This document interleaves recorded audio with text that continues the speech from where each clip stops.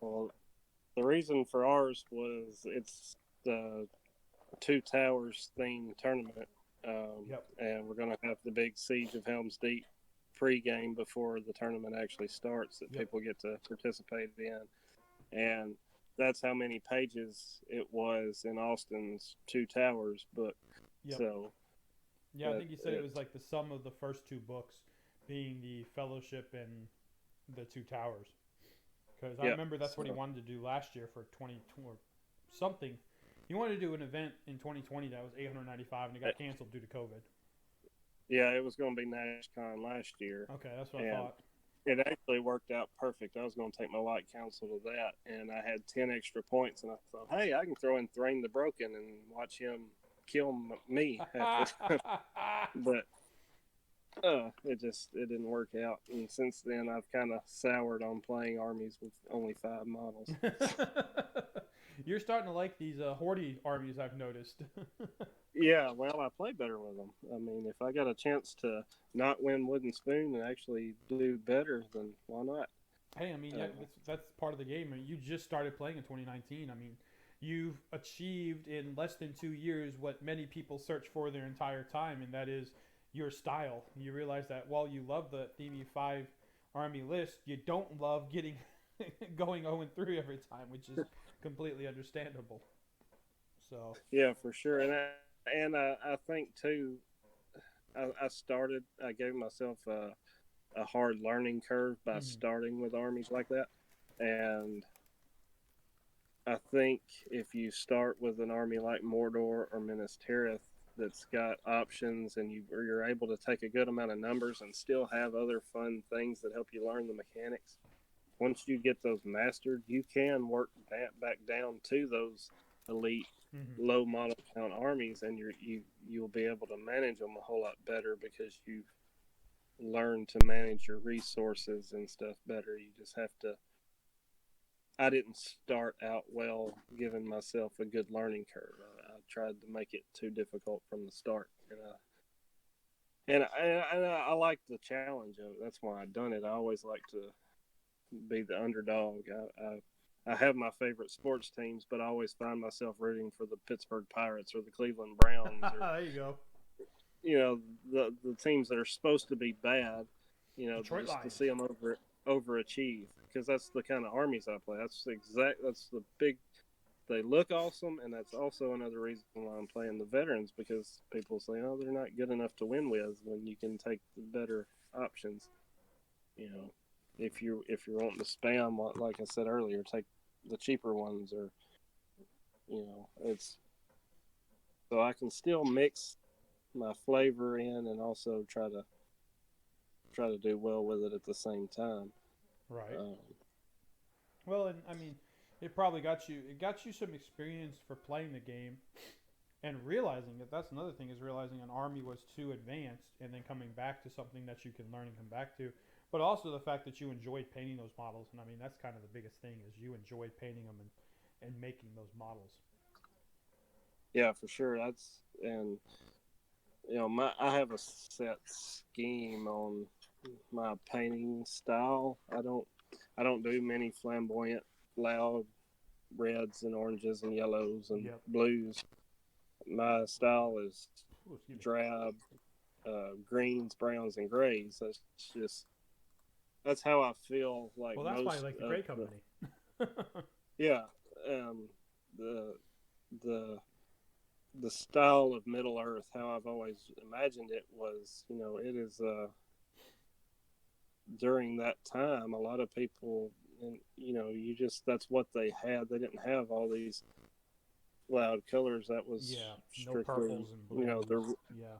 yeah, that was the rich and the royal type things, and most people weren't like that. And you had the rangers and traveling elves and stuff that, in order to survive, to keep from getting ambushed by orcs, you needed to blend in. Right. And even with my veterans, with all the plate armor, I still I mute it down, with my washes Yep. to do the non-oil and then highlight it, and then I'll tone it back down Mm-hmm. with agrax to give it a dirty look because of them being dirty veterans, Yep. and they're not as loud. And I put the green. They have the green. Um, their Patch and clothes close. underneath their Yeah. armor to because they're in a forest. It just to me it fits the theme of them when they're not in their armor blending in. Yeah. That makes sense. I mean, and that's like we said earlier. They're going to be, they're going to literally be living, sleeping, and eating where they're fighting. So that does make sense to have a color scheme that fits it, as well as muting those colors down with Agrax Earthshade to make them look like they're covered in dirt. So Yeah, I think that's and brilliant. I took that to the banners too. One of the when I was talking about the veterans on one of the my posts on Facebook the other day, and I was complaining because veterans and rangers don't get the options to have banners and war horns, and I think that's just stupid. It, to my opinion, I think all troop types, organized troop types should have access to that. And I get a lot of the comments with people saying, well, there wasn't many of them, so they would just be intermingled in. But I think they should have the options for it. Yeah, I agree. So Because I mean, just so I know the movies are obviously not a direct portrayal of the books, but thinking, thematically from the film or filmatically, however you want to call it, yeah, theatrically. There we go. Uh, yeah, when Gothmog and those orcs originally assaulted uh, Osgiliath, and they not they barged across the Anduin. There was a fair amount of veterans and rangers at Osgiliath to defend it. So hmm even in the retreat, there was a very vast amount of horseback soldiers retreating from there. So there's really no reason in my mind why they shouldn't have access to a warhorn or a banner. And even in the two towers, you can see the banner of Minas Tirith flying in one of the scenes. I can't remember exactly which one it is, and no, it's not the flashback scene with Boromir. There is a scene where the banner of Minas Tirith is flying on one of the battlements. I can't yeah, remember exactly where it is, but it's there. So why don't they have a banner? yeah, exactly. And one person commented on it that, well, there's guerrilla fighters or whatever, and I was like, no, that's more rangers. But anyway, beyond Yeah, they're more like the urban that warfare point, fighters. yeah, and also another guy also commented like that they'd get the underlings to carry it or whatever. But you know, my thing is like you wouldn't want their experience. They wouldn't want the banner to be flying and obvious to everybody because then that would make them more of a target. Or you wouldn't want to be sitting there blowing the horn. It, Right. bringing everybody's attention to you. But with my banners, especially, um, I paint them in the exact same style with the green banner and then a tan for the emblems and everything to blend in. And that makes it where if they were wanting to do guerrilla style fighting, like what the theme of this army is, Yeah. it still blends in and it would be hard for somebody to see theoretically if That's they're coming out of the woods. that's an But the interesting rank, paint scheme for the banner. yeah, the troops would know what it looks like, and they would still be able to see it and be inspired by it, and the others wouldn't. The Right. enemy wouldn't notice it as much because it would blend in. But I'm excited to see what that looks like here come June 6th or June 5th. I mean for RGS. That's a cool idea having a green with a tan for the emblem because that's exactly what you said. In a woodsy area, that would blend in perfectly, but it would be something that maybe you slowly lifted up as a rallying cry for those guerrilla warfare rangers to start engaging, just like from the two towers where they take on the Moonmox and the Haradrim. So they yeah, used bird and calls in that movie. Why not use a banner? yeah, and like um, somebody also said that they don't make the models for it, and That's a poor argument because Yeah, Games Workshop makes profiles for models they don't make anyway. half But of you Angmar. know, yeah, and but also, I said I was going to veterans and rangers, and the Blackroot Veil Command. They are rangers with a banner and horn. Why Yeah, not make it where you can use those models for others? I'm lucky enough to have that set, and I painted them up for my Rangers of Athelian army. there you Uh, go. they proxy as warriors, but they fit the theme better. I don't want two shiny dudes with a horn and banner sticking out Right. with all my other Rangers. It would clash with my theme, so I just proxy them I think that's into it. actually really smart. Well, I actually ripped that idea off somebody else from the Facebook groups, but Hey, it nothing wrong with I that. mean, I got super lucky and found those on Trade Group for $10, and that's one of the rarest sets out there right now. Yes, yeah, it really is. It's hard to find it. So I've had tons of people when I painted them up and put pictures up, begging for me to sell them to them, and it's just they're here to stay. I might strip them and repaint them once I finish the fiefdoms army, but yeah, they're not going anywhere. I don't like to get rid of my models. I'll hoard Yeah, them. I'm. I find it very hard to give away models. Sometimes I have to. Well, not give away, but yeah, give away, get rid of. Sometimes I have to. Just like I said, those Thranduil's Halls models.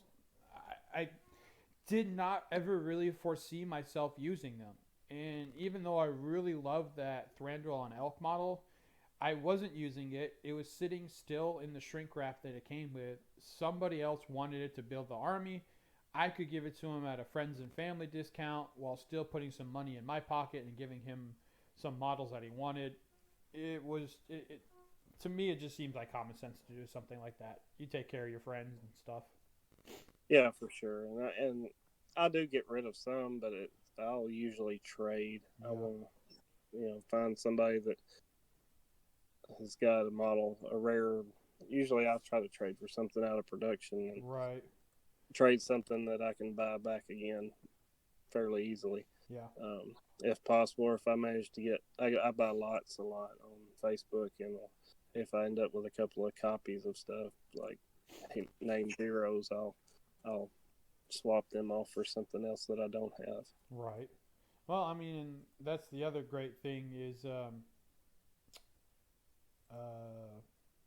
crap. Well, that's actually not the great thing. It's the sad thing is I used to have a lot of models that were specifically they were OOP, and I held on to them not so much because I was probably planning on playing them at some point, but because of the fact that um, I figured maybe I could sell them down the road.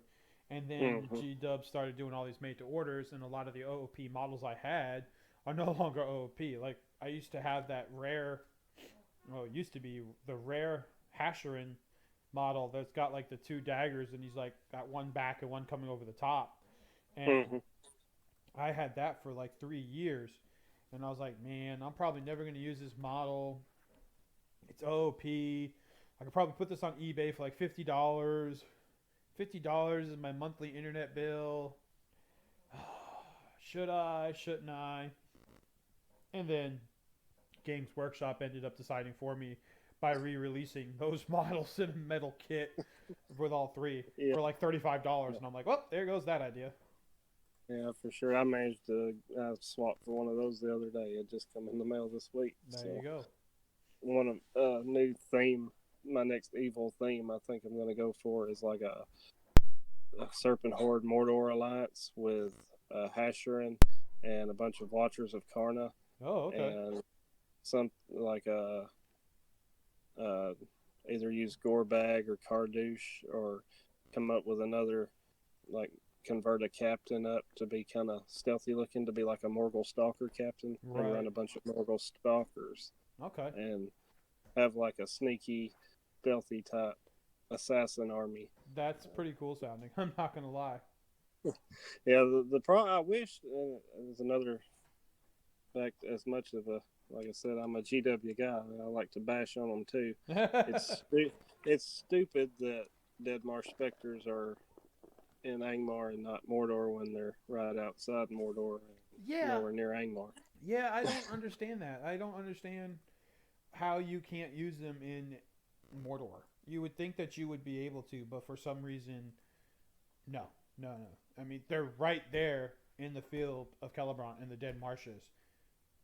Why can't you use them?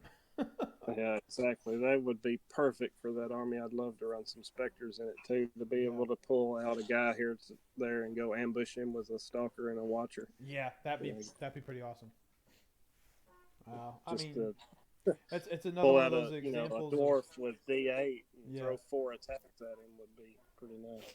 I mean, but again, that's just another example of something that seems like a genius, intelligent idea. Oh wait, never mind, never mind. We're not doing that. We're not doing that. We're just not doing that. Yeah. Even though they're right there, we're not doing that. Yeah, I mean, the way they play, it fits Angmar way better than Mordor. But I Correct. mean, there are plenty of profiles that share army lists. Why not them too? Well, I mean, but I actually would see them working very well for Mordor because the Dead Marsh Spectres Oh, are they the ones. definitely could. Yeah, they're the ones that make you take the courage test, and if you fail it, then you have to move a full movement under their control. So that would be perfect for pulling a guy out and then getting him, uh, for lack of a better word, gangbanged by a bunch of Mordor orcs. Yeah, Just pull a yeah, guy out exactly. and maybe shoot him with a fireball from Kardoosh and then throw like 8 orcs on him, beat him up, and then it's like, okay, well, now Kardoosh is nearby, so I'll just eat one of these orcs next turn, get my will back, and then fireball another one of your guys and keep pulling a guy out. I don't know. To me, it seems like a good idea. Or maybe pull him out and like launch a heroic combat with like a Witch King or just a maybe even a no-name Ring Wraith on Fellbeast to go do some damage for some hurls. Or think about this: you've got a catapult, and somebody's always going to keep a model close by their hero to scatter to. Right. Right. You pull a guy out of scatter range, he can't Yes. scatter and has Yeah. to hit him. Or even better yet, you push them in. Because a lot of times, what I'll do is if I'm worried about scatter, you got your little core group of guys, and you set it up so that there's, those satellite guys walking all around it, so that, okay, you're going to target my hero with this group of like 6 guys. Well, I've got like 3 guys running around in like a triangle, so that if you pick any one of those guys, I can scatter it onto them without having to worry about it hitting. So if you go ahead and command them back into that group and then target them, it's like, oh, well, now you can't push it on either of the other 2 guys. So now it's going to hit somebody there with the hero. Especially if you do it to like what do you call it, a Rohan army. Think about a full mounted Rohan army with those 40mm bases. They'd have a hard time then not getting it scattered on their guys. So that's, yeah. Look at that, Lee. You're giving me ideas. Well, I always think of them, I just can't execute them. Yeah, same here. If my planned ideas in my head were to reflect my win-loss record, I'd probably have like a 90% win record. Instead, I have like a 10% win record because at the end of the day, I have to roll a dice, and they don't like rolling higher than 4. Yeah. Mine tend to roll well. I win lots of fights, but I play so much strength 3, I can't roll the 6s to kill or 6s by 4s. Did you see, speaking of completely horrendous dice rolls, did you see, I posted it up in the Carolina group last year. Joe and I were practicing, and I rolled 10 dice with a 3 high. And yeah, I remember that. Yeah, hold on, I'm gonna drop it here. I just found it on my laptop. I'm drop it here in this group chat on Discord so everybody can see it and be like, "What?" Yeah, that was a situation where I should have won the game right then and there because I could have killed my enemy's leader, could have broken him. Ooh, excuse me. Could have put myself in a perfect situation to do all kinds of damage. And that's what I roll. 3 3s, 3 2s, and 4 1s. Talk about ridiculousness. Last when I was playing Smog that last time, um, I thought I was going to beat him because I kept throwing a Royal Guard into him to just tie him up Yeah. because they had bodyguard. I didn't have to worry about courage. And every time we'd fight, John would throw all these dice, and he would roll all ones and twos, and Oh I my would roll a gosh. 4 with the Royal Guard, and not even shield because it didn't matter. There were so many dice against me. I would just throw one and beat him. And that Royal Guard stayed alive against Smog for 6 turns. And I thought, yes, I've got him. And then all of a sudden, once he died, and then Aragorn come in and died, that was it. Yeah, you gotta love how that But happens. those dice were so bad for him, and he ended up swapping them out, and that's why I That's died. probably why. Yeah. Well, I think it's funny. But, Here's another one. This was so these 5 dice are from Joe's game at a long expected tourney, and I did that event in September of last year, and that was a locals event. So North and South Carolina guys, something to do there near the end of September to try and get everybody. It might have been the middle of September, just to try and get everybody back into the game and starting to look past this COVID crap.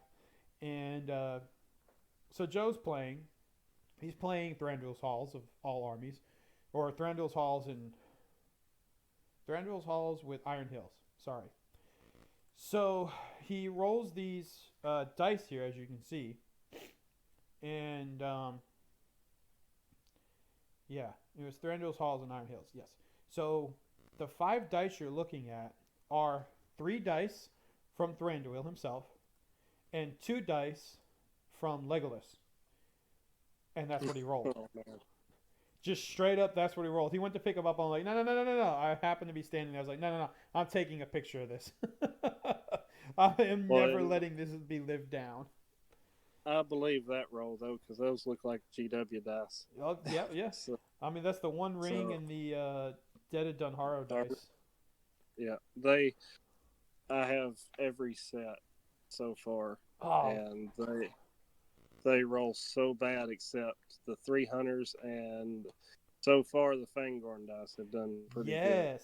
I was about to say the Fangorn dice and the three hunters dice are my hot dice. Like, and I played Yeah, Rohan in an event, and I would only roll the Rohan dice if I needed to have differentiating. But I played, so it was against that Angmar list, and it was Joe. He was practicing with this list, and I had what do you call it? Crap. I'm sorry, I just drew a blank. Yeah. So I was rolling the Fangorn dice because I just gotten them in and I was giving them a try. So I'm charging in against the Angmar warriors, the Orc warriors, and they caused terror because of the Angmar bonus. He was within 3 inches of a shade. So in 2 turns, charging, because remember this is a 54 model list, charging probably combined, I don't know, we'll say 50 times because I pretty much got mm-hmm. everybody I could into combat. So across 2 turns, charging maybe a total of 50 times, I failed only 4 courage checks with courage Wow. 4 guys. I mean, I would just throw the dice and say, "Up is a 6, I'm good." Because it doesn't matter what I would roll after this. I mean, their courage 3, you roll a 6, you automatically pass the courage check. So every time it's like, Yeah. up there's a 6, up there's a 6, up there's a 6, up there's a 6. Joe was like, "You want to stop rolling those?" I was like, "No, no, not a chance in hell. I am rolling them." Yeah, so, yeah, those are definitely at least out of my sets, the only 2 that roll well.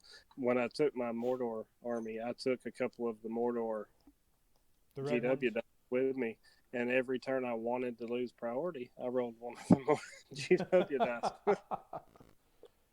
Well, I I mean, couldn't control whether my opponent rolled low, but I knew those were going to roll low, and they served me pretty well for that, for losing priority that I wanted to lose. I think I So got a bad set because when they re-released the game in 2008, it was 18, yeah, 2018, yeah, yeah, because that's the year I went to Nova. Was 18. When they re-released the game, they came out with the new book, the new profiles book for the Lord of the Rings. the dice, the measurement sticks, and stuff like that. I actually have the first book, the first rule book, or the first profile book, first rule book, first set of those 3 dice, the Rohan, Mordor with the eye, and One Ring dice, and the first set of measuring sticks, those plastic measuring sticks, sold in Mm-hmm. America. And because I was there, I did the Adam Troke, um, whatever it's called, not convention, speech where he got up and talked to us. Um, and then they sold them at That's cool. midnight. And seminar, that's it. The Adam Troke seminar. And I got to be first in line. So I bought the first of everything. So That's you would think that being the first one sold in America, they'd be lucky.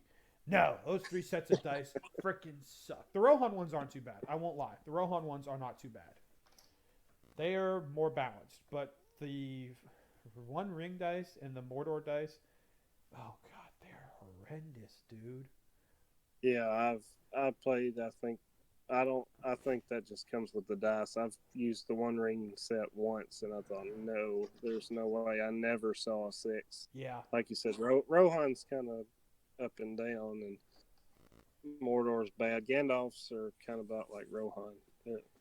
I don't have those. Those are the only ones. I hesitated to buy them, and I regret the fact I didn't because now I want them, and the only way to get them is to pay like $50.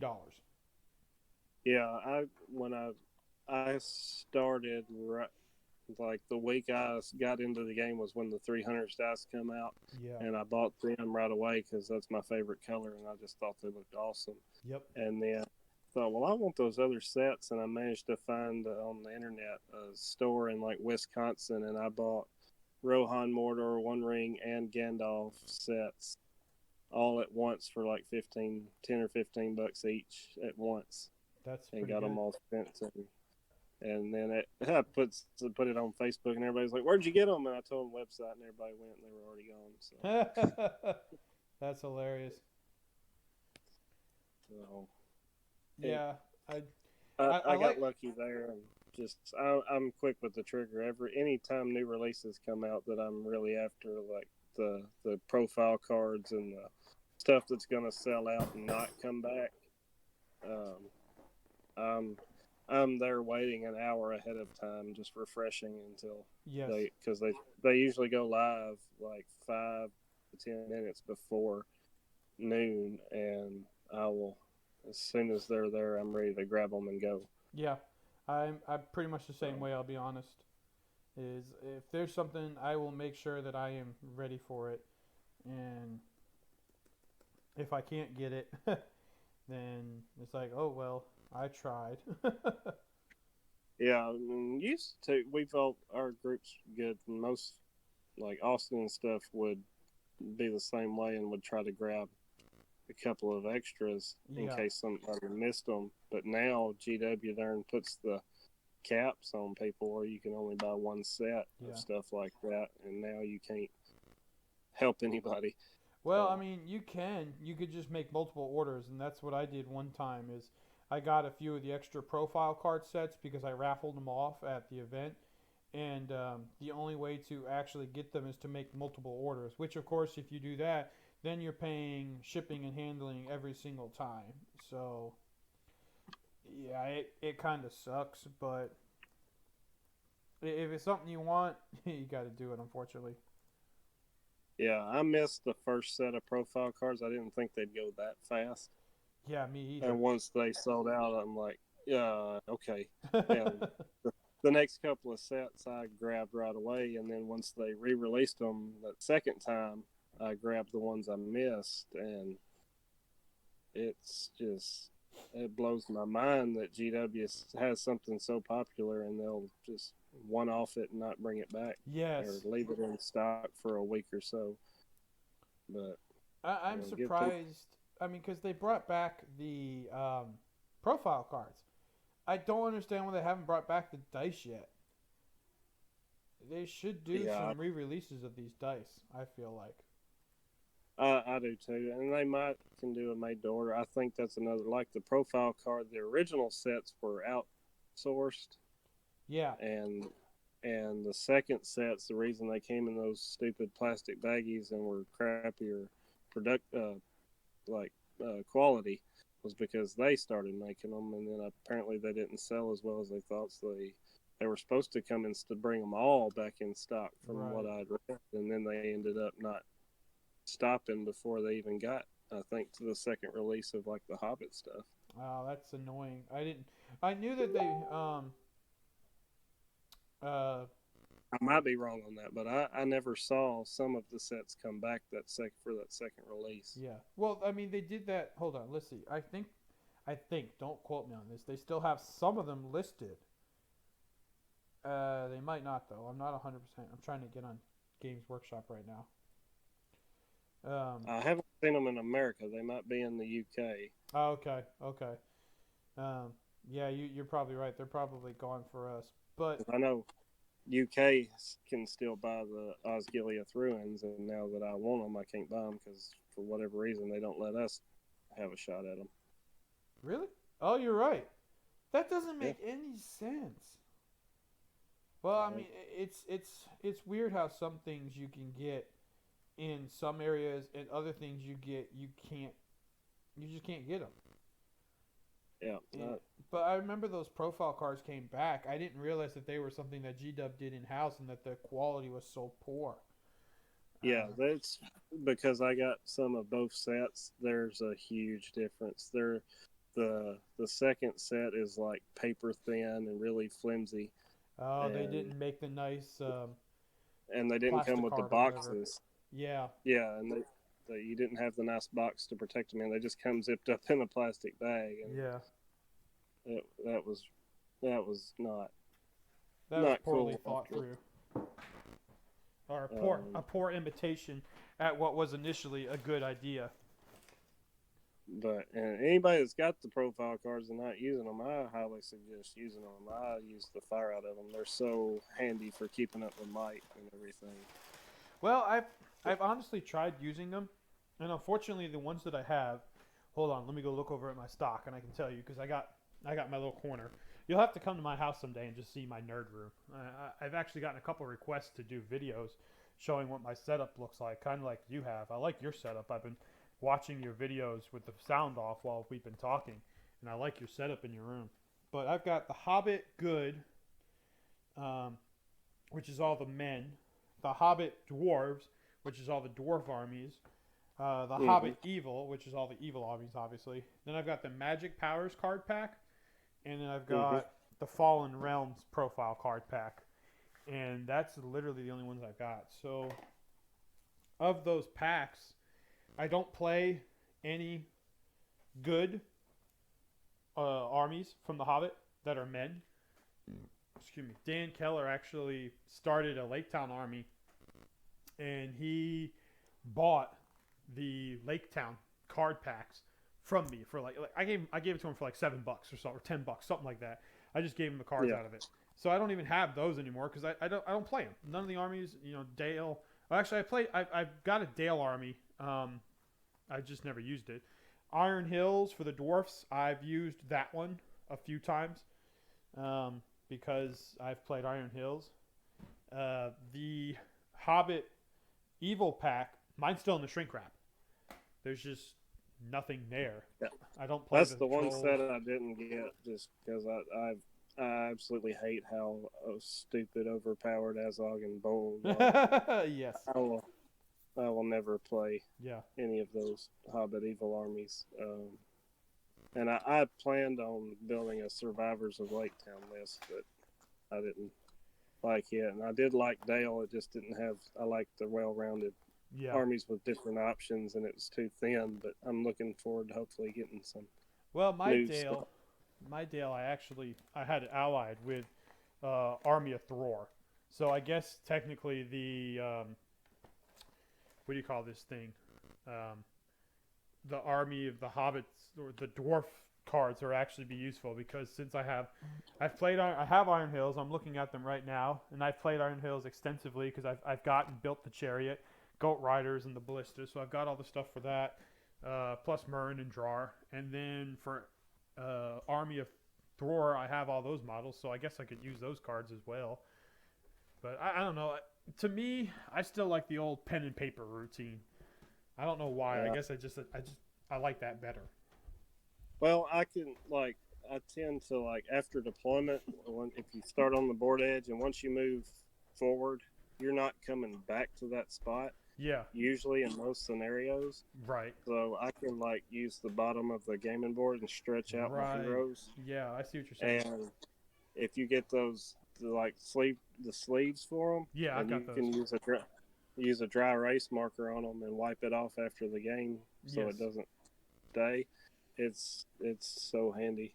I would be lost without them, especially on something uh, like the Mordor where you had so much will with the Witch King and so much might because Yes. I had Yeah. 5 or 6 war bands of 3 might heroes So, and stuff.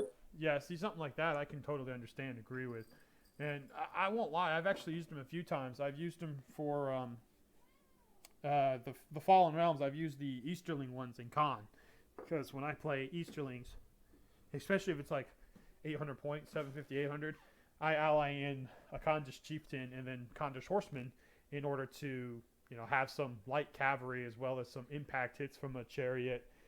But I use the cards then. But a lot of the armies I play, I just don't have the cards for. I foolishly had what was it, the men, like, so Rohan and Gondor and like the Rangers, but I sold it to somebody, and Yeah. Minas Tirith and fiefdoms and Rohan are my biggest played armies. So here I am selling the cards I need, and Yeah. Those are definitely them. those were hot Like, topics sought after. yeah, I think was it Jacob that I played. That had played the 9 Legion. Yeah, Jacob Spruill, Yeah, and he had the little like tablet, didn't he? he was keeping up with it on his laptop, and he was constantly having to flip back and forth. Run, turn around and check his laptop, and that's where my cards were handy. Like every time I countered something he was doing, Yeah, I could just mark it right off because my card was right here, and I wasn't having to go back and forth and check everything. I could see it in a big red dot. yeah. Just mark it off with my Sharpie. Well, I thought that was pretty smart of him to do that with the laptop at the least. I would say. Oh yeah, for sure. I mean, Yeah. some people try to keep up with it with their head, and I don't trust No, anybody like no. that, especially with 9 models ring with race, all this yeah. will. I, There's no way that dude still got will. I think it would be. I think the cards are very good for like what you're using them for, or if you have like one ring wraith. But since he had 9 of them, I would not.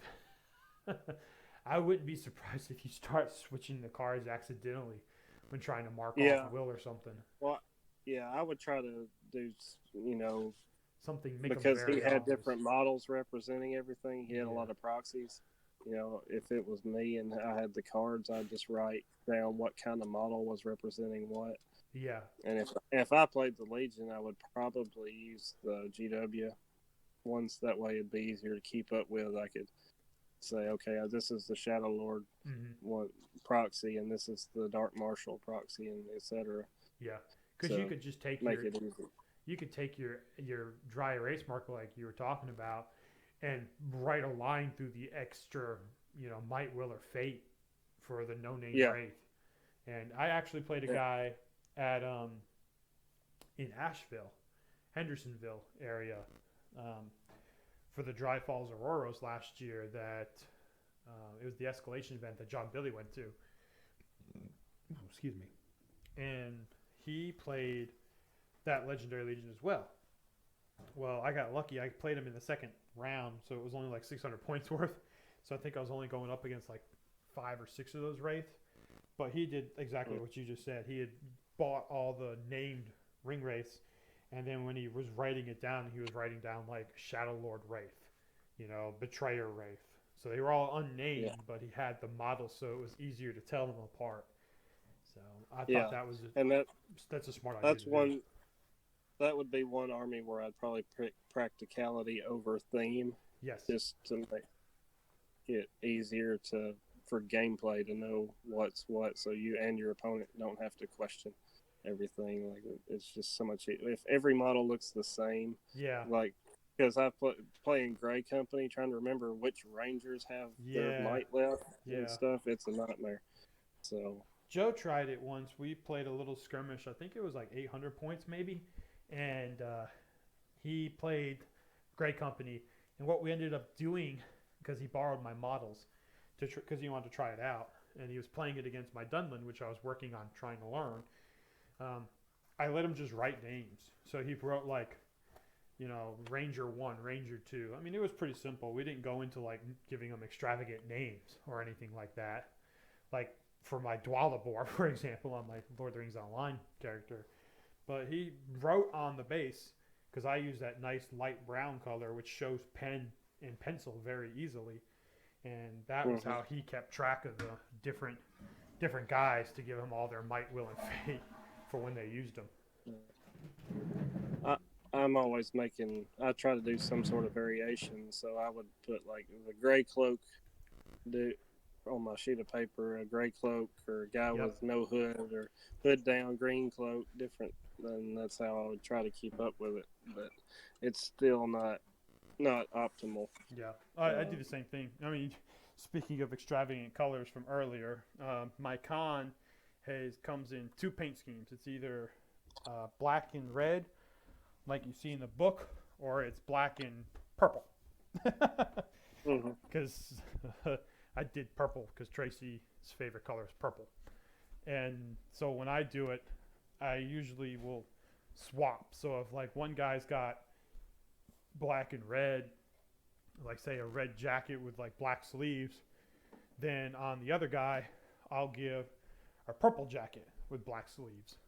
So if I've got, for example, when I run bigger lists with Easterling's Con, and I take two chieftains, I'll have like purple chieftain, and then I'll have like red chieftain. Or Easterling, sometimes I'll take like two black dragon knights, and those I have painted up differently as well. That way it's like, okay, the gold on this part of the armor, the red on that part of the armor. And that's how I tell them apart. Like you're talking about like the gray cloak, red cloak thing. So. What type of like, I know we said, I don't remember if we said it on here before we were live. You said you use brushes from Michaels. What all other like equipment and stuff do you use? Do you use Citadel stuff or just whatever you can find that looks?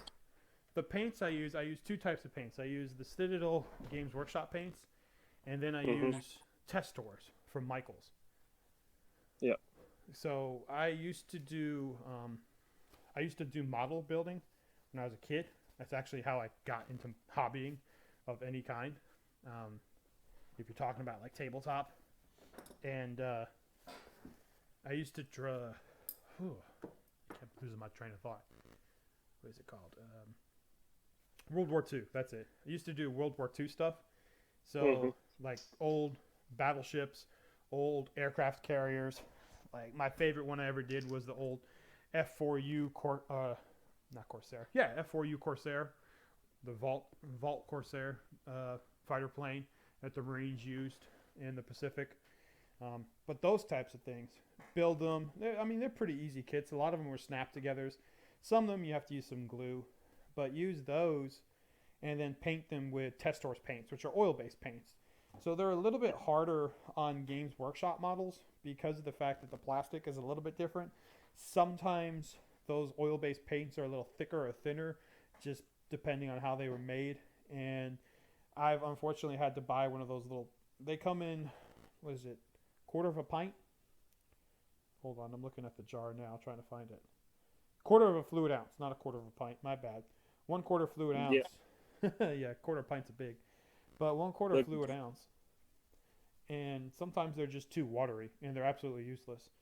But that's how I started painting when I got back into, the hobby in 2014.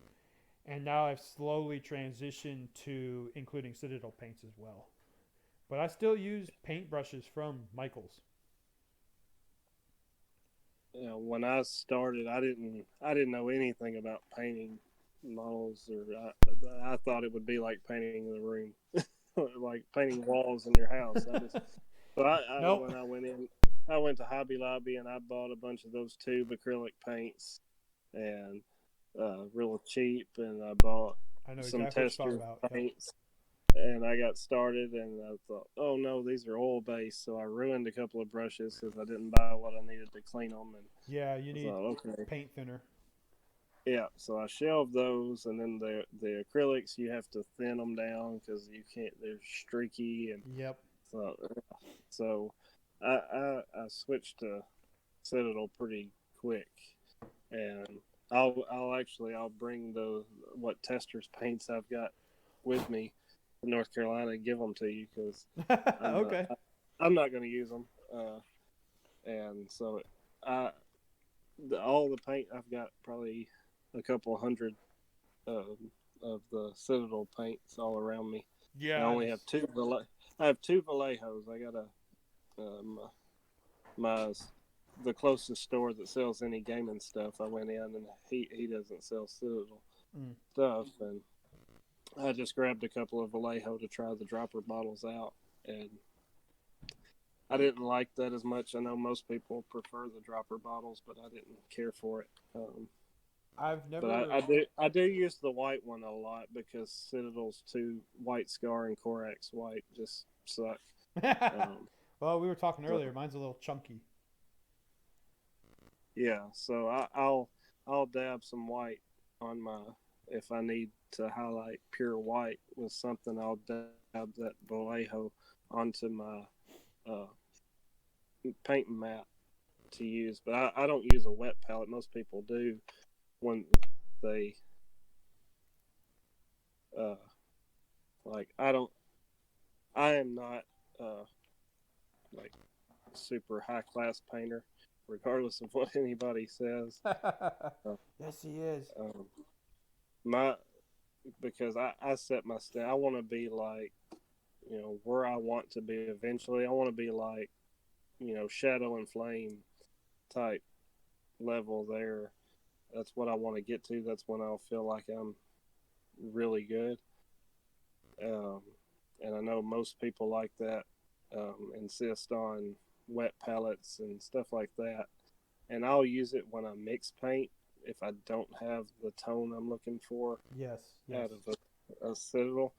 Um, but and it's probably more expensive doing it my way, but I like the pots, being able to open it up and have the paint there handy, and I can close it back up real quick. Yep. I try to be quick. I don't stick with one. I don't batch paint, so I don't have it open for a Okay. long period of time. So I buy. I think the GW has a limit. You can only buy 3 Lamy and mediums at a time on the website for whatever reason. But every time I buy paint, I'll restock on that, and I'll mix. I'll pour a good bit of Lamy and medium into the pots to keep them thin, Hmm. to keep them really thin and applying good. Right. Um, and just use it that way, and that helps them last longer and keeps them thin. And I try to keep the with the pots they get paint gets up in there and they don't like to close good, and that helps Yeah. them dry out. Yeah. I try to keep those cleaned out regular so they don't dry out. And but yeah, I love the Citadel stuff. I feel like if they're going to sell these high priced models, they're going to sell you the right tools to use. So Hmm. my pen drill and my clippers and my Yep. mold line remover and all that stuff, my handles, that's all Citadel. The brushes aren't. I think the brushes are stupid priced. Uh, I have the only brushes I get from Games Workshop is the dry brush and the shade brush. And the only reason I do that is because I have not been able to find any other replacement that I like, that fits the way I like to use it. yeah. So unfortunately, I have to pay those ridiculous prices of like $8 a damn brush for those. But I do Well, make them last a long time. I like the dry brushes that come in the sets from like Walmart and stuff. I don't dry brush a whole lot, so I'll I keep those around. I can find something, and also when I really wear out a brush and everything gets all frayed out Yeah. at the end, those are pretty good for like dry brushing on a 25 millimeter base Right. on your base. So I'll use one of those for that. The Yeah. only Citadel brush I own is the texture brush. I use that for putting on the texture paint on the bases. I And didn't I realize it had also, a texture brush. yeah, it's got two different flat heads on it, a wide one and a thin one. Oh yeah, And yeah, yeah, yeah. Okay, that one. Yeah, I thought that was a. Where's the heck mine at? I've got that. Yeah, the thin, narrow one. I didn't know that was a texture brush. I thought that was for green stuff molding, for like drawing and molding it. That's what well, that's. it helps for that. I use it for when I'm doing green stuff and making like the stonework on Yeah, the display board. I yeah. sent you. I made that out of green stuff and used it to make The lines and the stuff. yeah, and the stone. Yeah, But it's perfect for like sticking in like the sterling mud is my go to, yep. and to be able to scoop a little bit on there and spread it where I want it. And actually, if you know the old Frodo, really rare Frodo with just the footprint. Yes, I saw your Um, picture. I made that and just I used the texture brush to like make the shape of a footprint Nice. on it, and just every time the paint would try to fill in, I would push it back and just maintain the shape until it got dry enough That's to pretty awesome.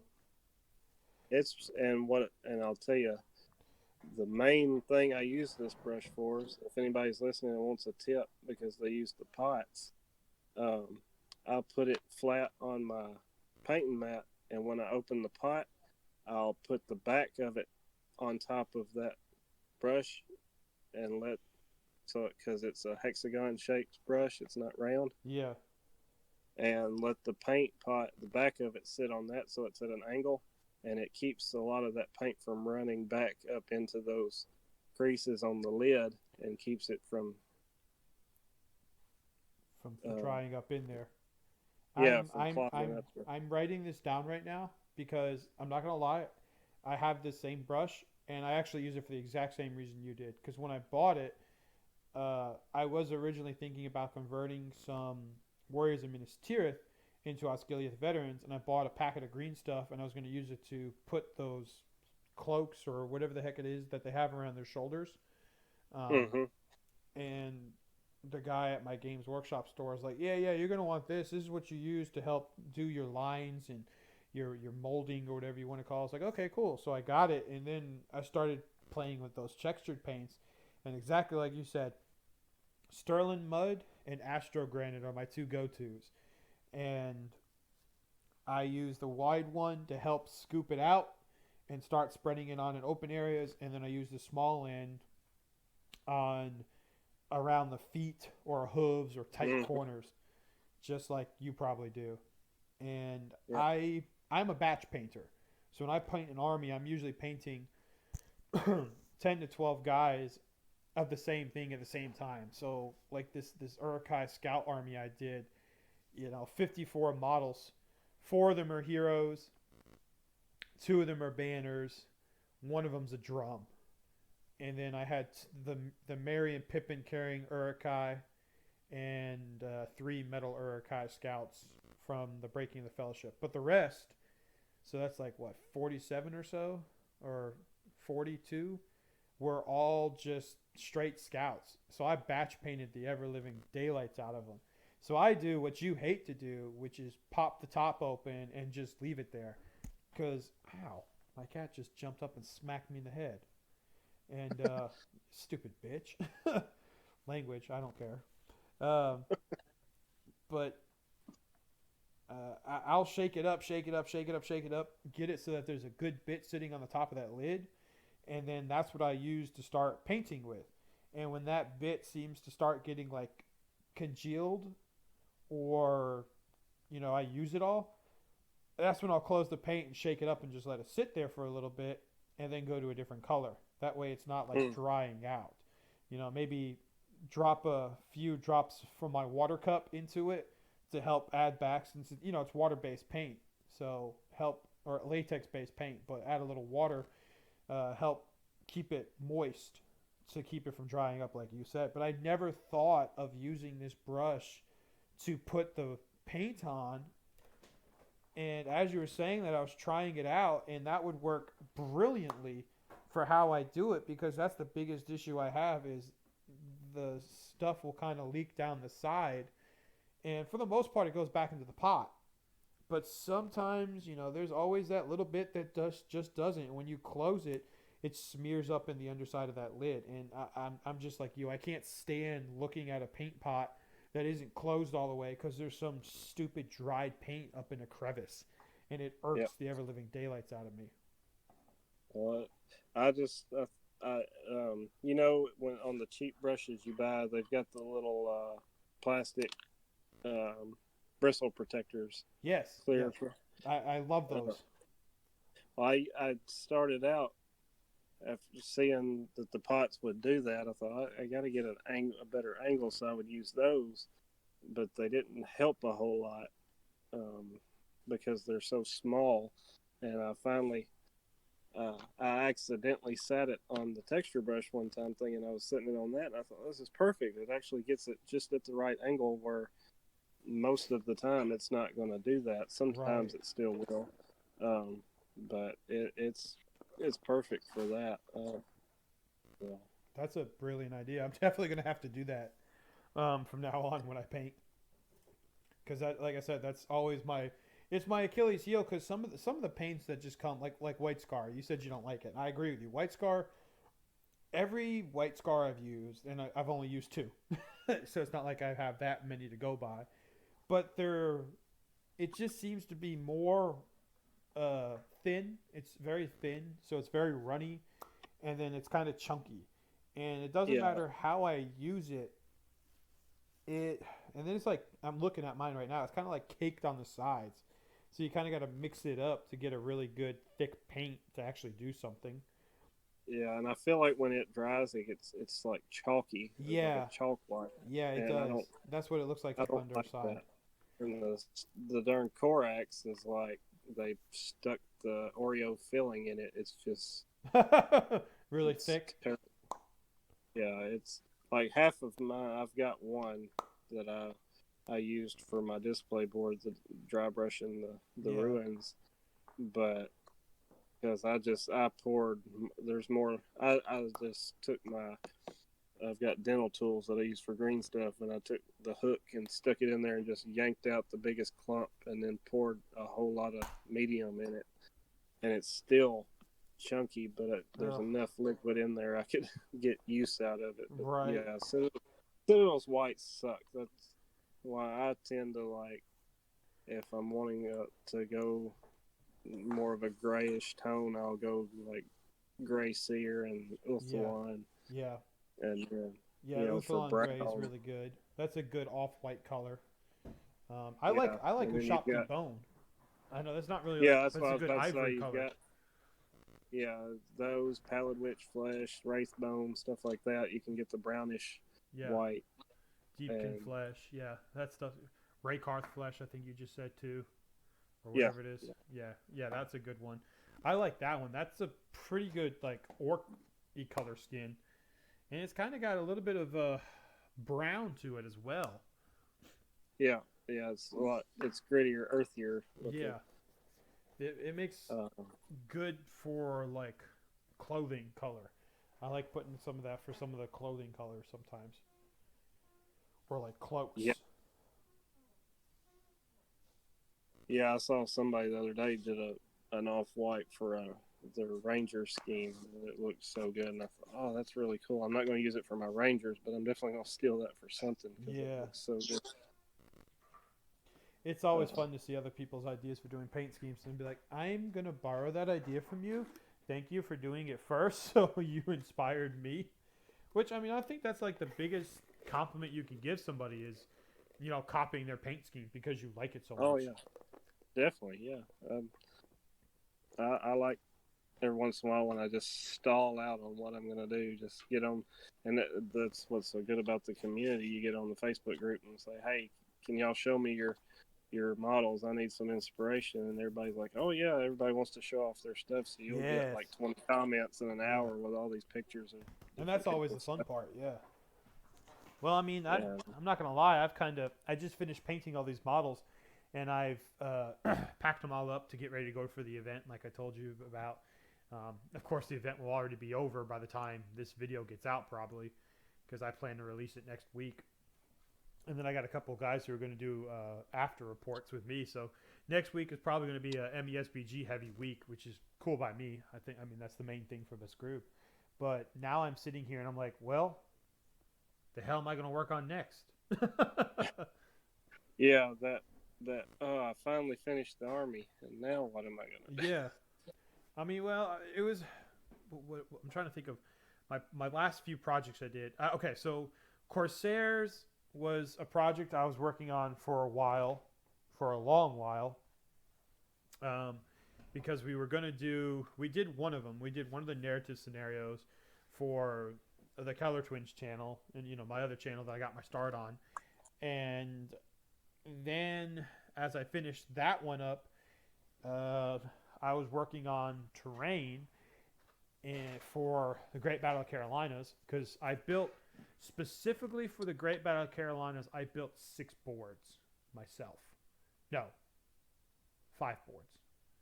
Let's see, 2 Rohan, the Bree board. What else? I built another one. Oh, the Mines of Moria board, and then half my Lake Town board. So like 4.5 boards just for that event. So that was something that I was really powering through there at the end of 2020 into the January, and then February, March time frame, or February specifically, I did a Numenor army. So I painted up a whole bunch of Numenor warriors, bowmen, spearmen, swordsmen, and then Isildur on foot and mounted. And then I just finished doing all these scouts, but really I don't know what I'm going to work on next. So now I'm sitting here looking at my table like, well, I've got all these little bit projects, but nothing like big. Yeah, I've got tons of big ones because I can't. I've tried batch painting before, and I just get burnt out so much Yeah. that I lose all interest in the army. So I'll just end up shelving it, and it'll go to the bottom of my to-do list. pile. Yeah.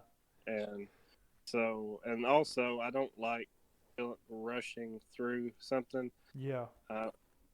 Like I give my lowest warrior the exact same painting treatment that I give my leader.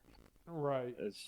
It's how I'm wired. That's why I guess people think my models look good, because everything's at the same level.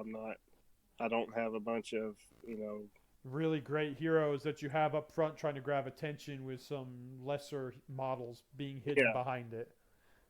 No, yeah, you want the whole army to look uniform. I respect that.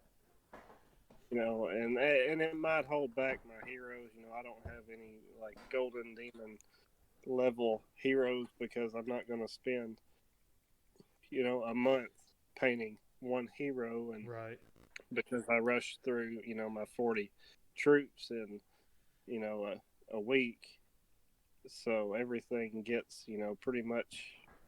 I think I average on, when I'm not super busy with work or kids' activities and stuff, I can average about 3 models a day. That's really good. Yeah, it used to be 1 model a day, and I finally got good enough where I could speed up a little bit. But well, for the level of painting that you're putting into it, because I know the level. Again, I mean, I've seen your models, I've seen your work. I mean, I started this whole thing off by prefacing the fact that you've won a number of best painted awards um, amongst the communities. That's really good, in my opinion, to get 3 full models done to your level of skill in a day. Well, I appreciate the orcs taught me how to do that. I There you was go. so crunched for time. I just figured out how to do it, and like I said, with the orcs, it was all ragtag, so every single model had different colored skin and different colored robes, and even if I had the same, most of them were converted enough to where every model was different.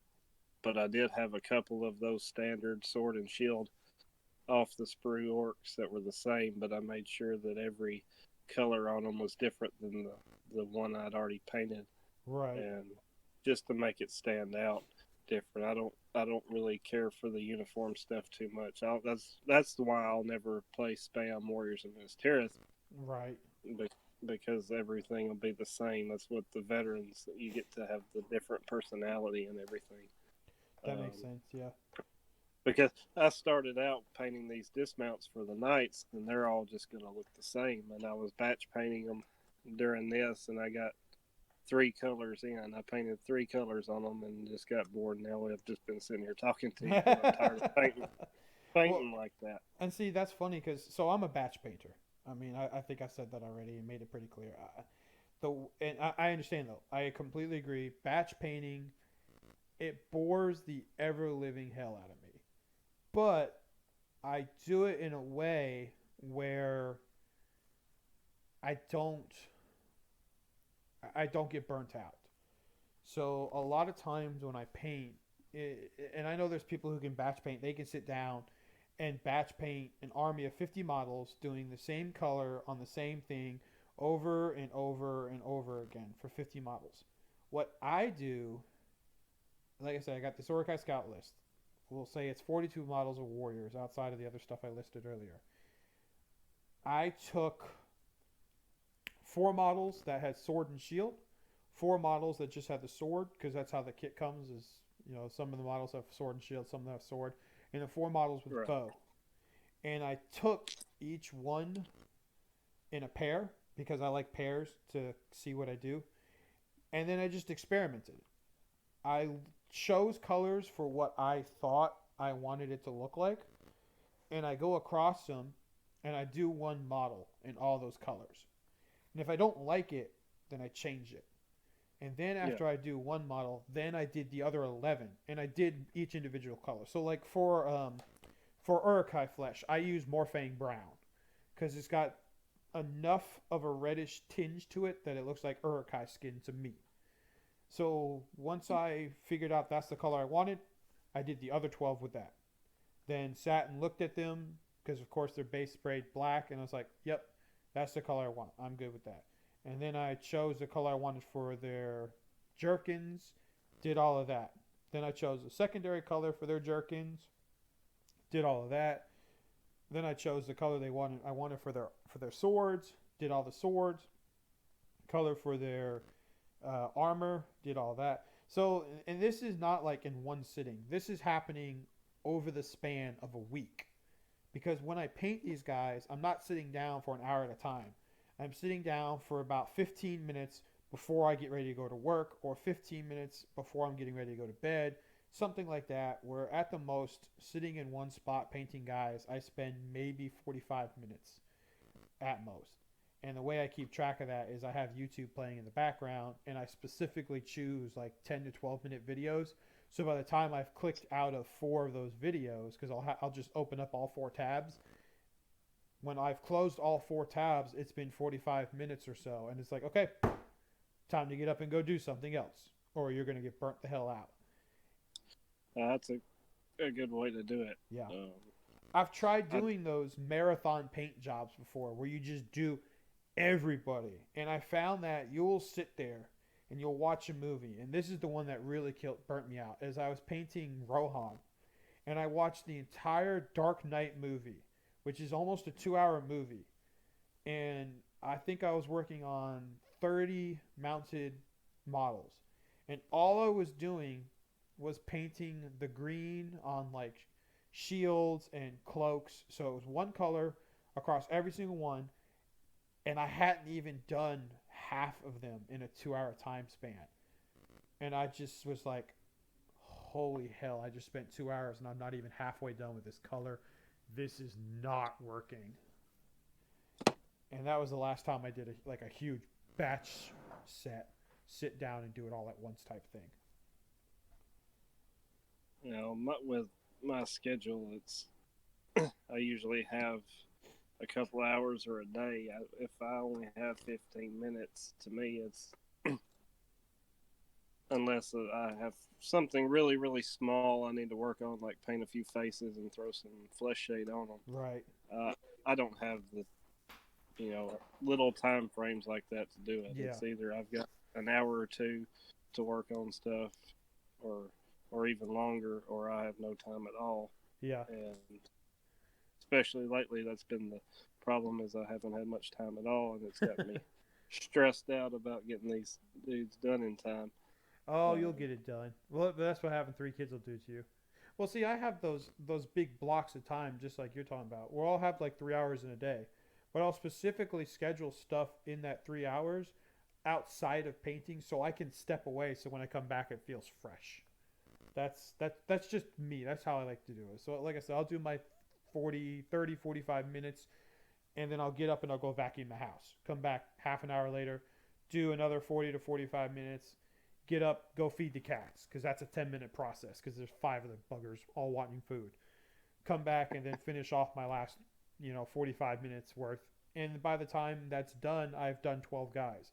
And then I actually feel like I've accomplished something too, because now I have a small batch of guys that I've quote unquote batch painted, but they're all done in a few days.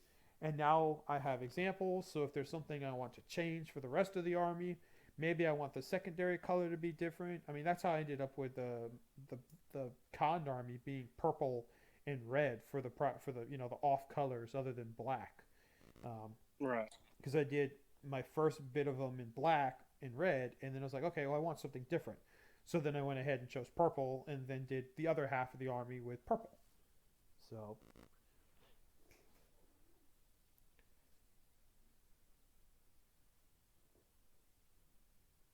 Are you there? Yeah, I'm here. You're good. Oh, okay. All right. I wasn't sure if you had stopped or. No, I stopped talking. Sorry. um. Yeah. Well, after I realized that I had quit painting, and I was like, yeah, I probably need to get back on this. So I was throwing some Nolan oil on all this armor. But, yeah, my version of batch painting is like I just finished my first complete warband. Besides Murin and Jar, they are their own warband. There you go. So I try to do like that. I've got Faramir's warband is done, and then I've got my little ranger contingent is all I like on it is Anborn, because I've already had my rangers painted for a long time. Right. So he's waiting, and then I had painted a lot of the of Kyrion's warband for the 150 point tournament. So I still like two models for it, but I thought this night warband was just a big pile of gray staring at me. So yeah, if I get these at least started and they're not solid light gray, they're not going to be stressing me out so bad. So trying to get I do the dismounts first. I love painting horses. I grew up with horses. My dad trained them for years and years. Hell yeah. So I like I see a lot of people's horses, and instead of inspiring me, it kind of ticks me off. Well, I remember you gave me one comment once or one compliment from one of my Rohan armies I brought. You're like, I really like your horses. They're really realistic. And I'm just like, really? They're just one color. Well, I mean, horses. Well, it was how you done it. Horses are lots of different colors and stuff, but the way they're it's hard to explain. There's still a system about how each color goes together. Like right. A common color that we always had, and it's one of my favorites, is called bay, and they're really dark brown. Yes. With black mane and tail. and then they have black lower legs, and a lot of people will go brown all the way down the legs or something, and that's not. There's also a chestnut that's the same that can be that colored and have brown legs, so that one gets a pass. But having some kind of white Yeah. mane and tail with a brown, just a lot of stuff like that. That's pretty commonplace. And even GW to paint some horses like that. Like Yeah. there ain't a horse that color, No. and it drives me nuts. Well, I won't lie. Some of mine are that color. But when I paint my horses, I try to think of because I've never been with horses, but I've seen movies, and you can obviously go look up a picture of a horse. So you're obviously my thought process is to try and use a realistic shade of a color. So that's usually how I go for it. Like you're talking about with Bay, it's a very dark color. So for me, that's that oh, what's it? Rhinox hide. That's a nice dark brown, and that's usually Yeah. something I will use, like you said, for like a lower portion of the horse. Maybe not. I don't use it for the upper part because I actually use Rhinox hide for my saddles, so I don't want my saddles just blending in with my horse. So I'll use maybe a shade lighter or mix a. Some of the time I'll mix like a little white scar in with it to make it a tad bit lighter brown, and then get it darker going down the legs like you're talking about. Yeah. But Oh. Um. Yeah, like for bays, Rhinox hide, but and depending on the time of year, they'll look a little different. Like in the winter, yeah, bays will normally get black, so I'll use something like dryad bark to highlight it nice. to make because it'll still be really dark. Um, but I think they're really pretty in the summer. They'll get their fur will get sunburned, and they get a brighter orange or brown. Yeah, So I use Mornfang brown to highlight them to show that, and then Agrax it where it'll blend it that's a little pretty better cool. because they're pretty different tones that don't really. Mornfang wasn't meant to highlight Rhinox probably Yeah. in a lot of cases because it's a reddish brown and Rhinox is really really dark.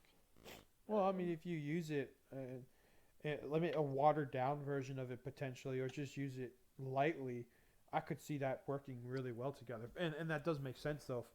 Um, Yeah. for them changing colors, I'm thinking now not so much painting, but just horses themselves changing color in the summertime because of the fact that I mean you're out in the sun, so their mane and their fur probably gets bleached a bit. Just like humans, we Mm-hmm. get darker in the summertime being out in the sun because the fact that our skin is getting that extra pigment, that extra vitamin D from being outside. So I can totally see why you would want to do that in your model then, because it's like you said, probably very beautiful to see that in a horse. So if you Yeah. can They're reflect that, why not? they're also but anyway, get back on. So I was about to get distracted with the horses, You're good. but like for saddles and stuff, I'm like you that they really would be close to the similar, but I'll differentiate it and I'll use like Gorthor Brown or something like Yeah, that for my saddles. I use To that for my reins, well, I like my I've got reins to and where bridling. I've gotten to where what I really really like is a red leather look. Okay. So I use Doombolt Brown for my reins and the bridles and belts and everything on my troops and I really like how that looks, especially with the green I've been using for this army. I think it really pops and makes them stand out good. Well, Uh, I think it's interesting. You said you got over 100 Citadel paints, and like I said, I use a combination of between Testors and Citadel. But speaking honestly, the majority of the painting I use is Citadel. The Testors, I kind of have. I've got two piles of them now. I've got piles that I've used before, but I don't really use now because the colors are now not something I'm going to use because there's like some metallic purples in there and some brighter green stuff that I've used before to like paint. Like the metallic purple, it's called grape. It's literally just called metallic grape, and it's this very like deep purple that's got like metal flakes in it, so if you turn it in the light, kind of sparkles. And well, that makes great for like cloaks on high elves, because that's kind of what the high elves are. They're extravagant. But Mm. I haven't used that paint color in 2 years, so it's sitting there.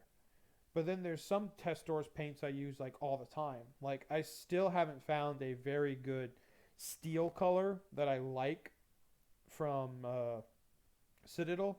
So I literally have this color called metallic steel from test stores, and it makes great swords and spears. It just goes on nicely.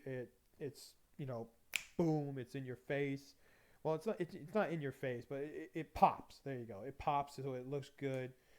It goes on cleanly, and then I've got several other metallic colors like gold and brass and bronze, um, and those are color and silver. Those are colors that I use that I haven't found a very good one yet from Citadel. But the majority of my Citadel What paints are one, two, three, four, one, two, three, four, five. I love Citadel metals, so that's what I was about to ask. What have you tried like for the steel colors for? Well, let's see. I got one here. Um, I've got Rune Fang Steel, and it's not bad. The issue I have with it is it doesn't really go on cleanly. It's a little bit more globular, so you have to really get a good wide brush with a wide stroke in order to get it to go on smoothly. Is what I found. Okay, well, I think I know what the deal is with that. If you don't mind me Go for chiming it. in Go with it, for it.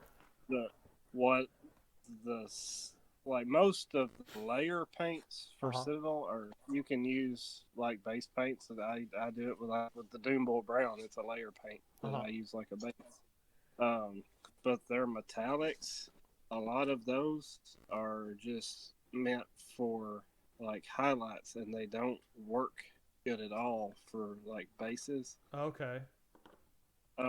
So what I use mostly is lead belcher, Yep. and it'll go on good and smooth and thick. And there's a darker one, Iron Warriors, and a slightly lighter one, Iron Hand Steel, and Yeah. I've got a couple others like Grey Knight Steel and stuff that are a lot lighter, Yeah. and they all apply really really well. And then I you will wash them, and the stuff like Rune Fang Steel. What I use the most is Storm Host. It gives you that little like sunlight pinging off the very tips of everything, right. and it works wonders for that when you're highlighting it. You can really notice it, but it's terrible for base painting. It's I got you. There's not enough pigment in there with the metallics to do anything. Okay, I didn't realize that. Yeah, because I have lead belcher. I actually have two pots of it because I love lead belcher. It goes on very nicely. I actually use lead belcher now for all of my armor because of the fact that it's got that armor look to it, but it's not like bright and shiny like silver would be. And Yeah.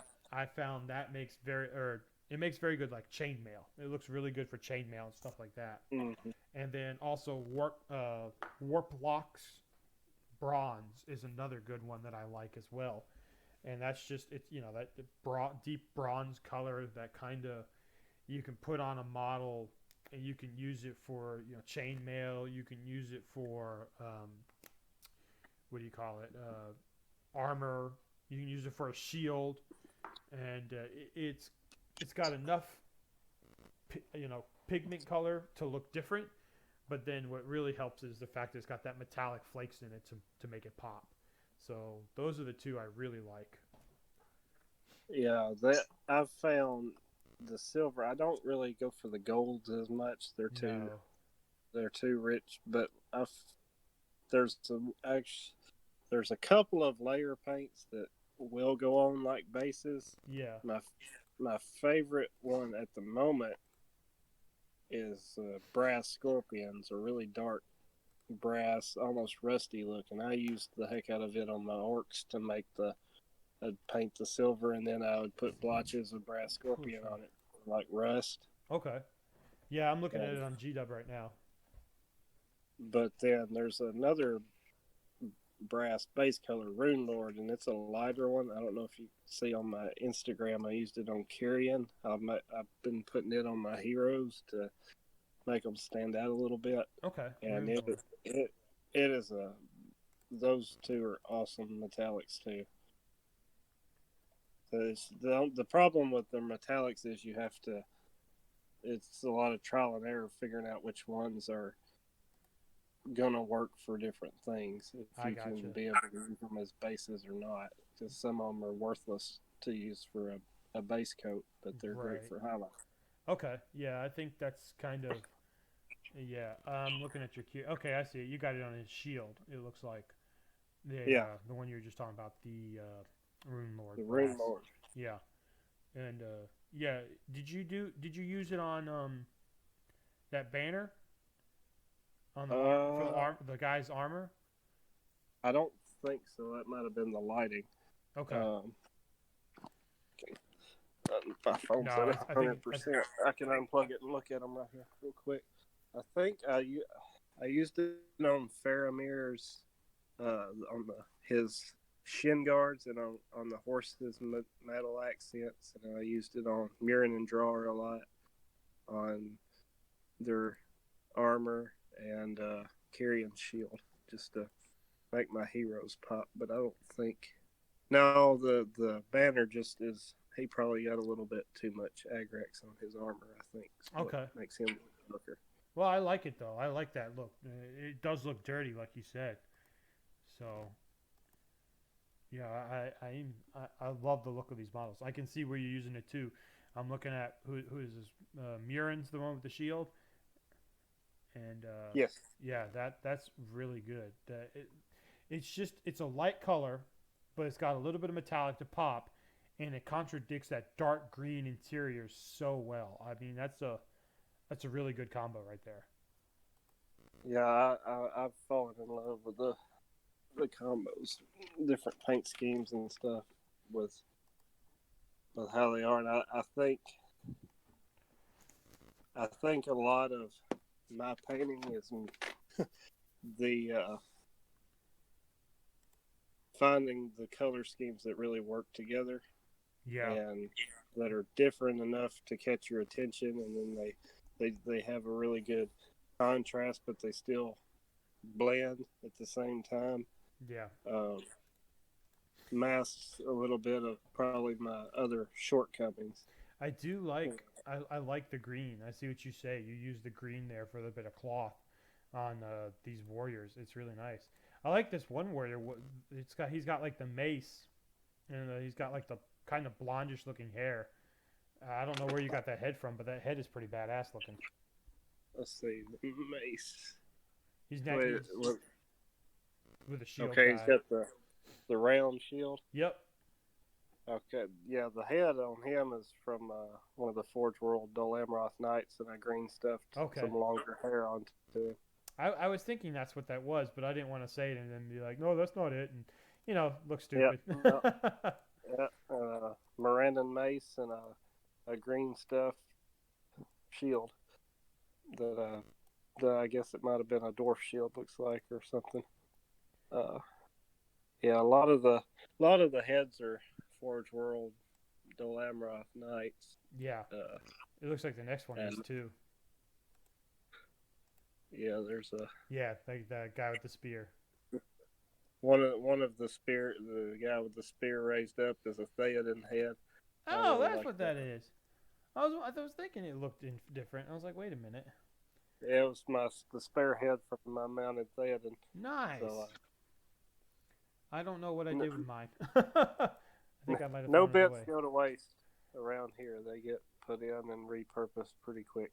Well, I'll see. I'll have to look through and see what kind of little bits I have. I do the same thing. I keep little bits. I don't ever know what I'm going to use them for, and sometimes I don't. I don't use them, but I keep a good amount of spare bits. Sometimes like I said, I'll find something. So, for example, the what is it? The Rohan Royal Guard, the mountain ones. Mm-hmm. They come with a sword or shield or a sword or Yep. spear, Yep. and Foot one's true too. oh yeah, that's right. They both do. But I'll keep all the extra arms that I don't use because you never know when you might need it. And I actually had a who was it? Um, I'm trying to think. One of my heroes. I think it was Elfhelm. Yeah, Elfhelm. My cat ate the arm off of my Elfhelm. Oh, Yeah. So I was thoroughly pissed, of course, naturally. But thankfully, no, not Elfhelm. It was Darewine. But ate the arm off of Darewine, and luckily for me, all I had to do was just glue on one of the spare ones I had, and it worked out perfectly. yeah, that was good. Yeah, especially on Dayrwine since he already is a Royal Guard. Yep, It went on perfectly. yep. So I mean, I was Yeah, I like, keep oh, that's all mine convenient. too. Probably some of these sword and shield ones probably are Royal Guard swords. Yeah, I know this one of them, my sword guys is. yeah. I actually like those swords. They look really good too. Yeah, I don't really like the Rohan ones as much. I like the broad hilt Gondor ones a little better, but Okay, yeah. that's just my taste. But I still with Hey these man, I like to mix and match everything. ain't nothing Uh, wrong with that. Everybody's got their preferences. I mean, I like them all. Don't get me yeah, wrong, but I'm also a huge Rohan fan. So for me, I like having those extra Rohan swords around. Like I said, you never know when you're gonna need it. Your cat might eat the arm off of your freaking Darewine. yeah, my Mortal Uruk-hai, all those conversions ended up getting all my nice big broad hilted swords. So most of these guys don't get the cool swords. But Where is? Oh man, I'm missing my clippers. I'm sitting here looking for my clippers, and I don't know where my clippers went. What the heck? Uh oh. Huh? That's weird. Oh, I've there they got are. two sets now. My Citadel ones, I tried to cut something that wasn't as soft as I Expected it to should. be. Yeah, so I notched them pretty good, and then the spring broke in them, so I just bought some new ones. Yeah, But I had the probably same thing. done buying Citadel clippers because they're $35 for some little side cutters. But I I love them. I love how they feel and work. So I've I've tried non-citadel ones, and they don't feel the same, like you said, and then they just don't do it the same. I ended up notching the blades, or they'll cut, but they won't cut straight. So I'll end up having like a weird chunk of like flash or something here or there. So as expensive as they are, I had the same thing. My spring just stopped. It broke. It stopped springing, and I tried to suffer through it for about a week. And I was like, nope, I'm just gonna buy new ones, and that's exactly what I did. And I will probably always buy new ones when I need them to, because they, yeah, they just they just feel so nice. I kept the other one. I think I've only used my new ones just a couple of times on like little pieces of flash or something that I need a really clean cut on. But Right. for just regular nipping, I've still been using these with the broke spring just because. They'll still do the You know, job. Yeah. yeah, even yeah, as long as I avoid the notches and stuff, they still work for something that's just quick and easy, and that way it just helps my new ones last that much longer. Yeah. I mean, they're steel. From what I can tell, they're some sort of steel. They're just not like reinforced hardened steel or anything. And for the most part, the metal is supposed to be, it's cast, some sort of aluminum. I'm assuming, and yeah, you're not going to cut something very hard, like you said, or you'll end up notching them. Yeah, I think I was trying to cut some paper clips or something to pin some models, and Ah, it was way too hard for it. probably needed some tin snips for that over these. Yeah, I've got a pair that I keep handy now after that. Learn the hard way, For the right? hard. Yeah, and another probably like when I used to try to convert metal models and stuff, I would just try to chew through it Yeah. with nippers, and that completely trashes whichever side you're not going to use. Yep. And I finally broke down and bought the Citadel saw a couple months ago, Mm-hmm. and that thing is amazing. Night and day difference. Oh man, there's no, yeah, there's no words to describe the difference. That's how I done my Faramir model. Like I used the saw and cut, it cut through that elf helm like butter. I just cut it straight above, right above the belt, Yeah. flush, and then did the same on Faramir. Cut on the metal foot model and just cut it straight across, and you end up cutting off his left hand.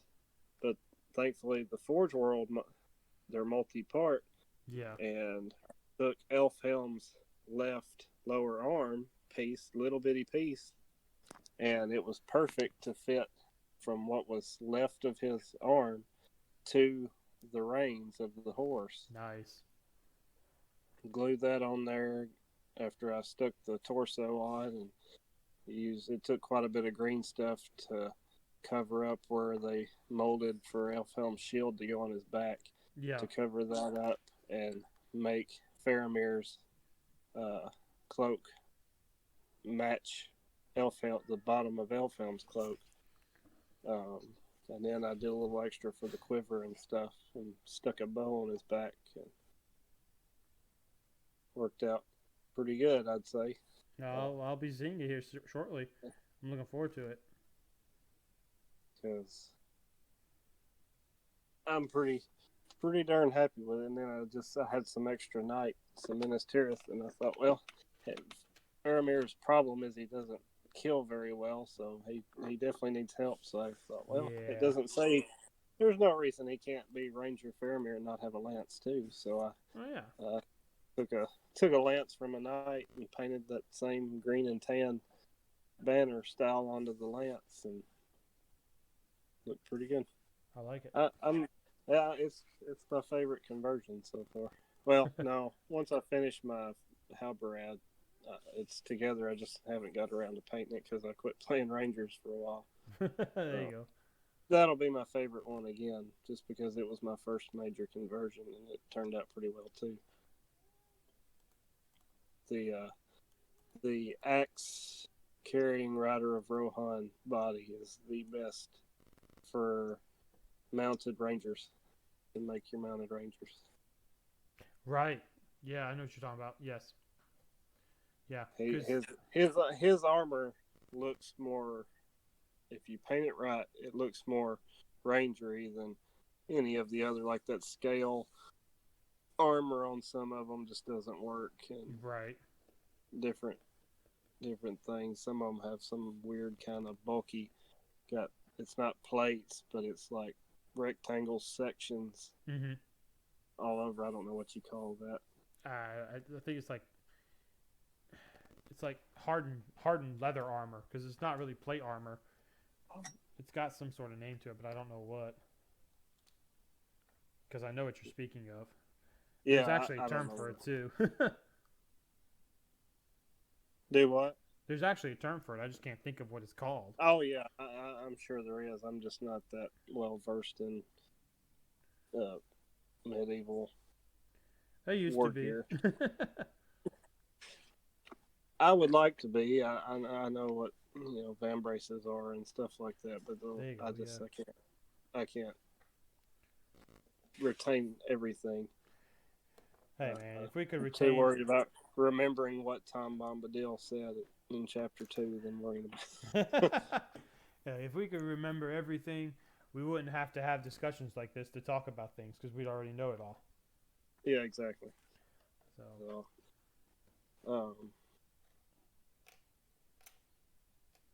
anyway, is there anything else you can think of that you want to? No, man, I'm good. Go over. Got anything you want to talk about specifically?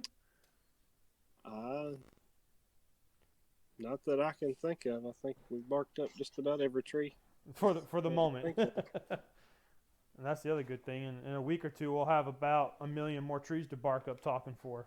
So. Yeah, for sure. I'm not gonna lie, I'm pretty excited for like this next upcoming month because I got this event coming on Saturday, and then was it 1, 2, 3 weeks later we're talking about Ringo South, and then the week after that there's actually a event in Atlantic City, New Jersey that I'm trying to get to as well.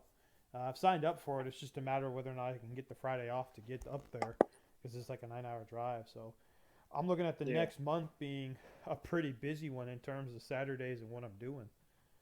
So yeah, it sounds like it. We've got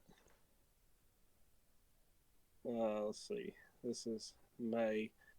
Ezra and Ian are hosting this 150 point tournament. We had one uh, back toward the end of last year, and it was a blast getting yeah, to play the really low points. You get to see a bunch of heroes and models and stuff that you never see in yeah, bigger things. Like we had Adam that came to Great Battle. His good army was Army of the Dead, hmm, and you never get to see an army that has absolutely no heroes. really. and he run pure just warriors. He didn't even have the King of the Dead or Herald. It was just a war band of warriors. Oh yeah, because And, their army bonus allows them to do that, don't they? yeah, Yeah, I was and about to say, did you guys make that allowance? But no, their army bonus strictly says they can do that. So yeah, so he's probably able to get probably a good amount of guys, even though they're so expensive, due to the fact that you can probably just spam what yeah, I think because if 15-point you models. know, yeah, if you took the King of the Dead, you'd get what, two or three Yeah, more models. yeah, And so he did that, and I ran. Let's see, I I took dwarves for my good, so yep, I yep. had I saw that. a I was looking at. dwarf king, and then Kardouche for my evil, and then some. One guy had Aowen as his only hero, and uh, it's just a lot of really cool diversity, and where I actually got the idea for that Morgul Stalker Watcher of Karna alliance. Yeah, Um, One of my buddies had a Hasherin and just nothing but Watchers of Karna, that's pretty and cool. Hashrins and are it, pretty cool. I like Hashrins. I wish yeah, they had another point of might, but they are pretty cool. yeah, they're pretty sweet models. I'm looking forward to trying them out. So how did that Uh, event work? I saw you guys had both good and evil. Did you play both of them in like 2 games each or something like that?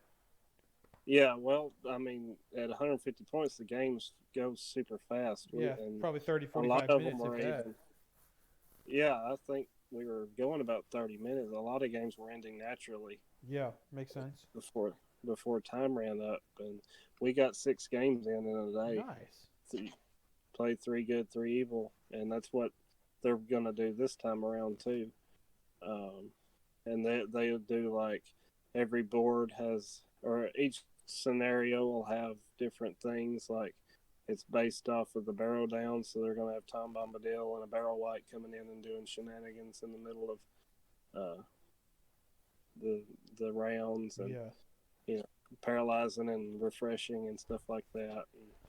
that's pretty cool. I actually think that's actually a really cool idea to like, if you're trying to like maybe learn an army, you could essentially at 150 points bring a warband's worth of an army that you're trying to learn, and then get 3 good games, practice with it. So Yeah, then you could scale it up from there.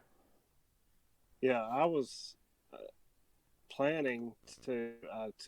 I went to John Billy's house a couple weeks ago when we were practicing. I took my good, and then I borrowed. I took some of my orcs, and I borrowed a couple of specters and a barrel white from him. And I thought I'm gonna try Angmar, and because I bought the models when they came back Yeah. a couple of weeks ago, and I wanted to see if it was worth painting them up for the tournament. And sadly, he brought Arnor, which is a hard counter with the terror and everything, Yeah, because terror blocking.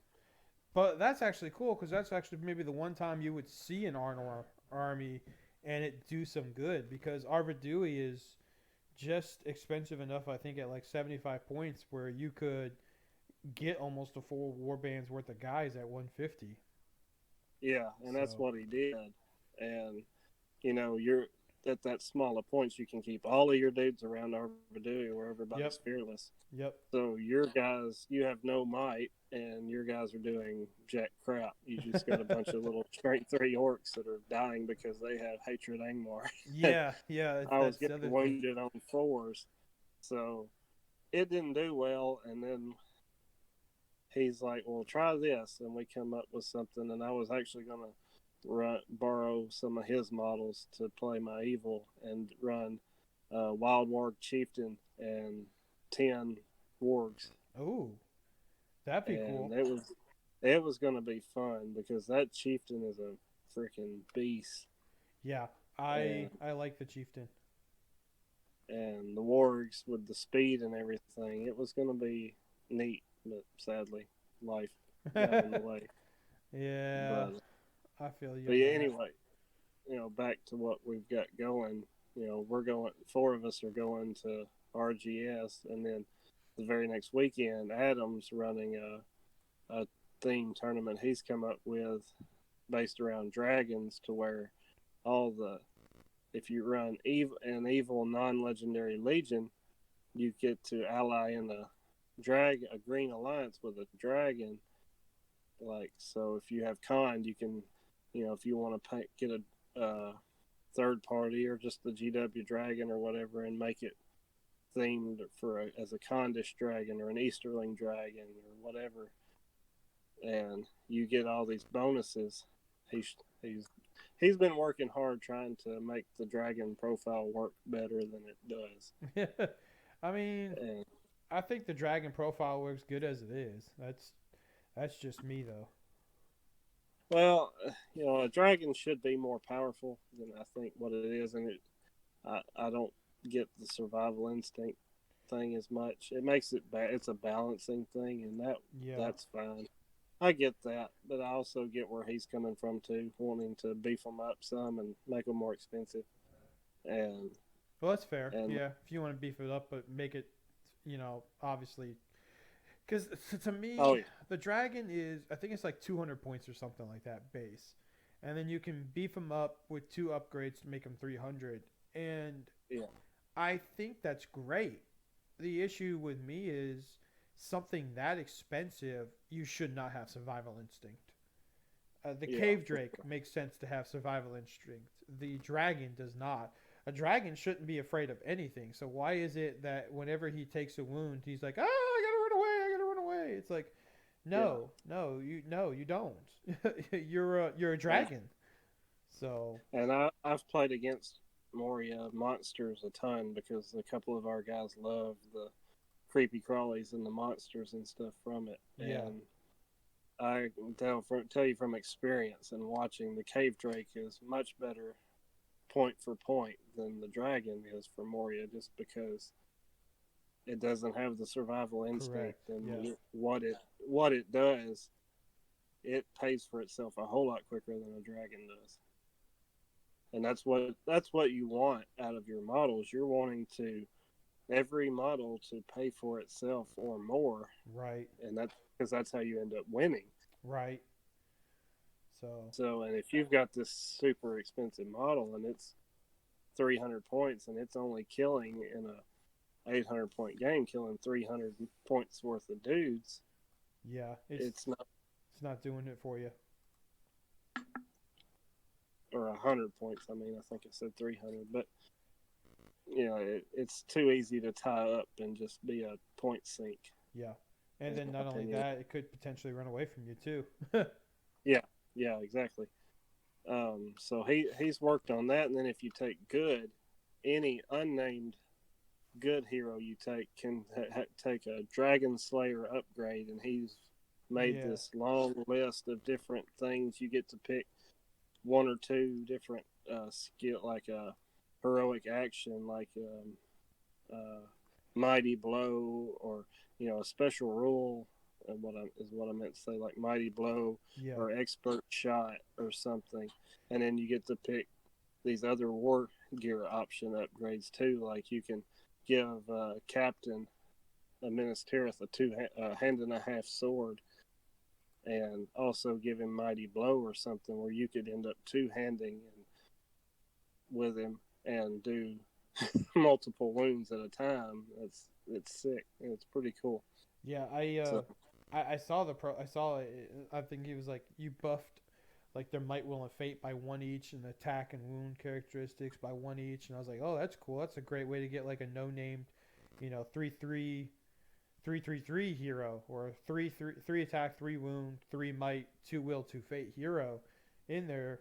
Plus, like you're saying, you could give mighty blow. I think it said like mighty hero for a free point of might every turn. Just stuff like that. That was like, oh, that's really cool. I wish he had come out with that a few weeks ago, because what was it? I wish he had come out with it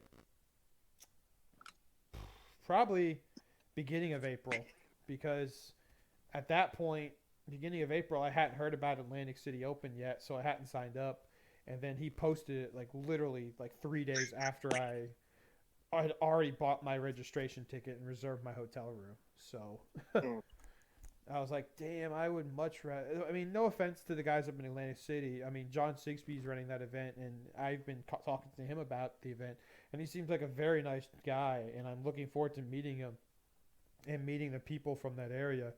I'm I'd love guessing. to. Speaking of him, I'm gonna shout out his podcast that um, they're in back again. Yes, he's the one who does that. Yeah. Yeah, him and Evan and Andrew Yeah. are. I really like their podcast too. I talked to Evan and Andrew on Instagram Yeah. uh, quite a bit, commenting on our stuff, and I really like them. Give a shout out to them whenever I can because they're underrated. I don't think they get near as much love as they should. I end up yelling at John most of the podcast because I always disagree with him so much. Well, I mean that's okay though. Everybody's got their ideas of thinking, and that's what makes it great. Is different ideas lead to different army builds, which leads to more fun, so to speak. Yeah, So, exactly. But anyway, I didn't mean to cut you off. I just wanted to oh no, throw you're that good. out You're good. Um, but yeah. Anyway, like I think I was saying, I found out about that event, and I just signed up for it, and then Adam put out his thing for the Dragon Quest, and I was like, damn it, man. Again, it's like no offense to those guys up there, but 9 hours, and I think there's only really one person going that I know of, that being Mike Parker, that I know who's going to be there. there. Or I could head out west to you guys, who I haven't seen in over a year and a half, and see a bunch of, Nashville guys who, for the most part, I know the majority of your people, and I've met a lot of your newer players, or have talked to them online, because Yeah, I we're know. about to. Yeah, well, I mean, like I've been hitting up. Evan's been hitting me up a lot, and he's working on.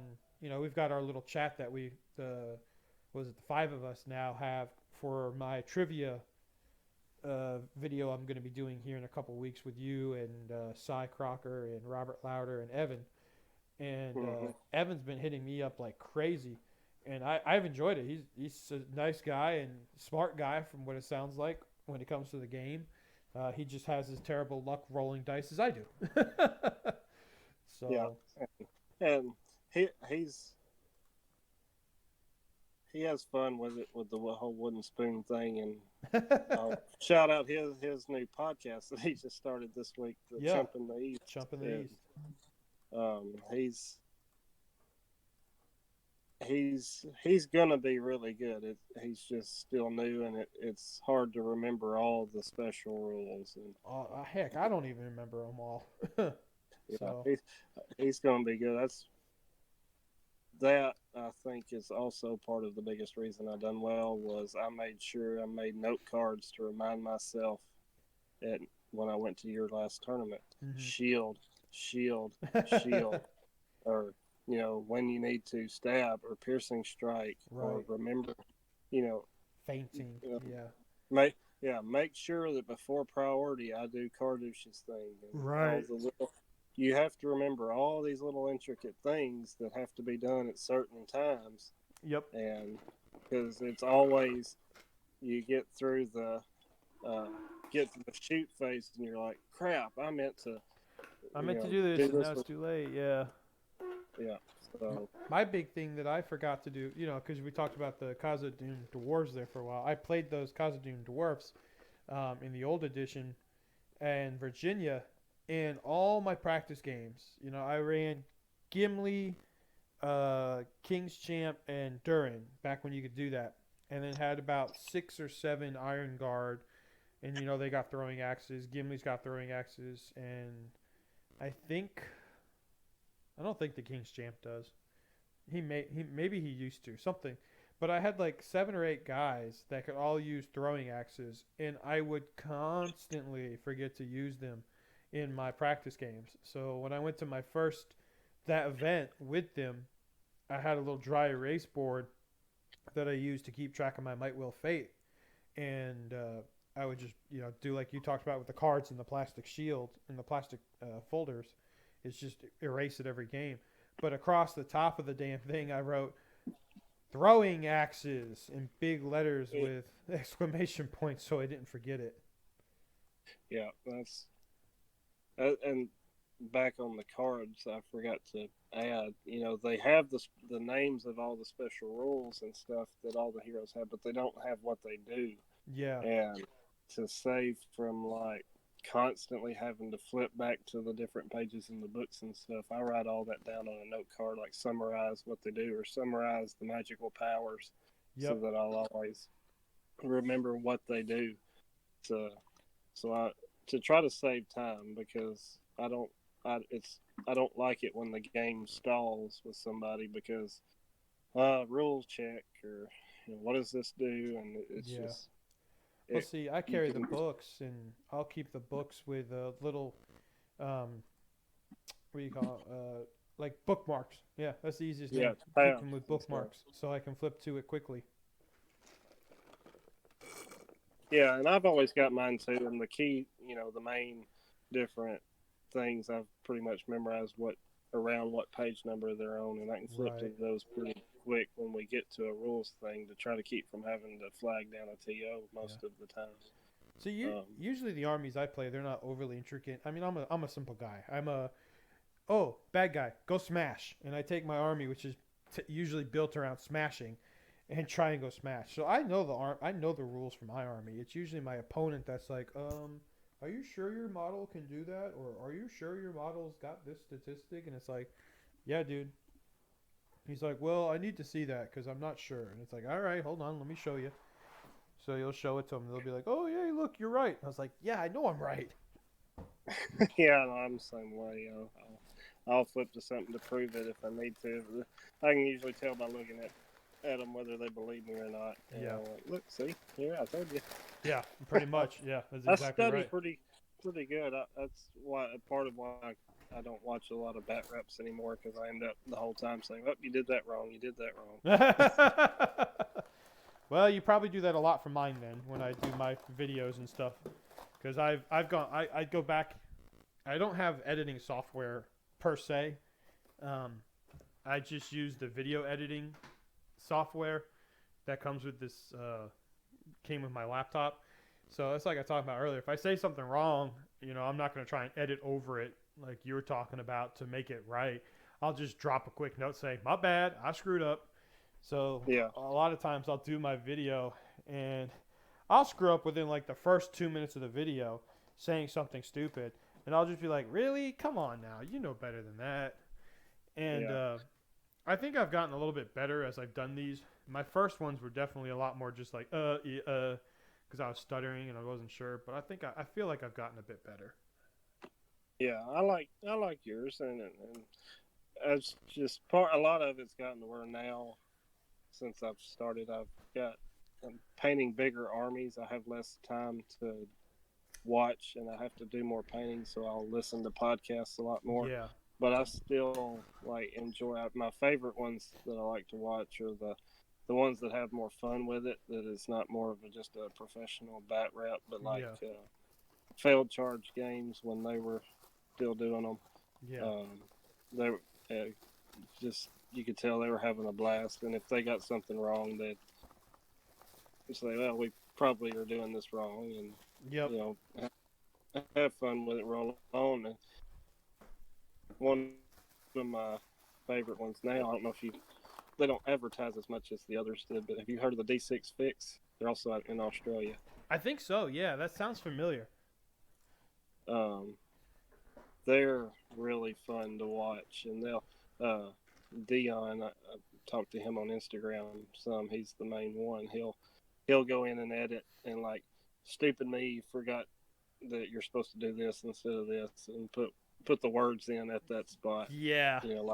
Like that, and you know the ones that are laugh it off more, and that's nothing against Zorp or Top Table or anything like that because I do enjoy theirs too, but it's just I don't get as much out of them anymore as I did when I was learning the game. They were great for learning the game, but now that I'm pretty down with it, it's not as entertaining anymore. Now I watch it for the laughs, Yeah. like what I was talking about with D6 Fix and Failed Charge because they were so funny.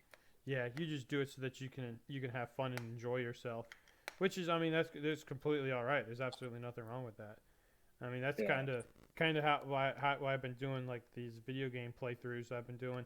I mean, I know a lot of people aren't watching them all the way if they're watching them at all, but I can figure I can just like blabber along while I play, and it gives people something to listen to. I mean, going back to what I said, I pull up like 4 videos or so that are like anywhere from the 10 to 12 minute range, and the majority of those videos they're not even usually Lord of the Rings based. A lot of times it's uh,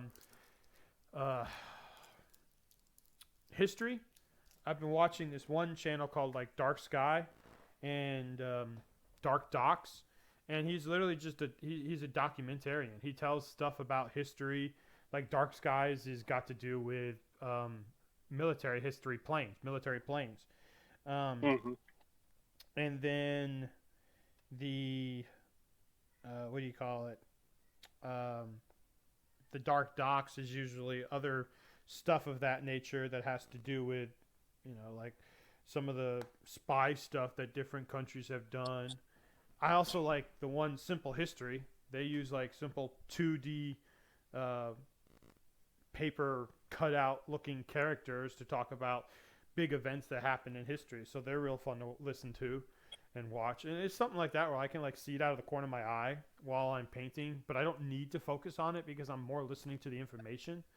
And then a lot of times I'll listen to a lot of like Star Wars lore. I don't even listen to Lord of the Rings lore as much anymore. It's like Star Wars lore or something like that. So Yeah, I'll get when I'm like bored with painting, or if I got to hold the baby or something and get her to go back to sleep, I'll get on there and watch different lower like Yu-Gi-Oh and stuff like that. yeah. I know what you're talking about. And, I had and Pokemon up on mine.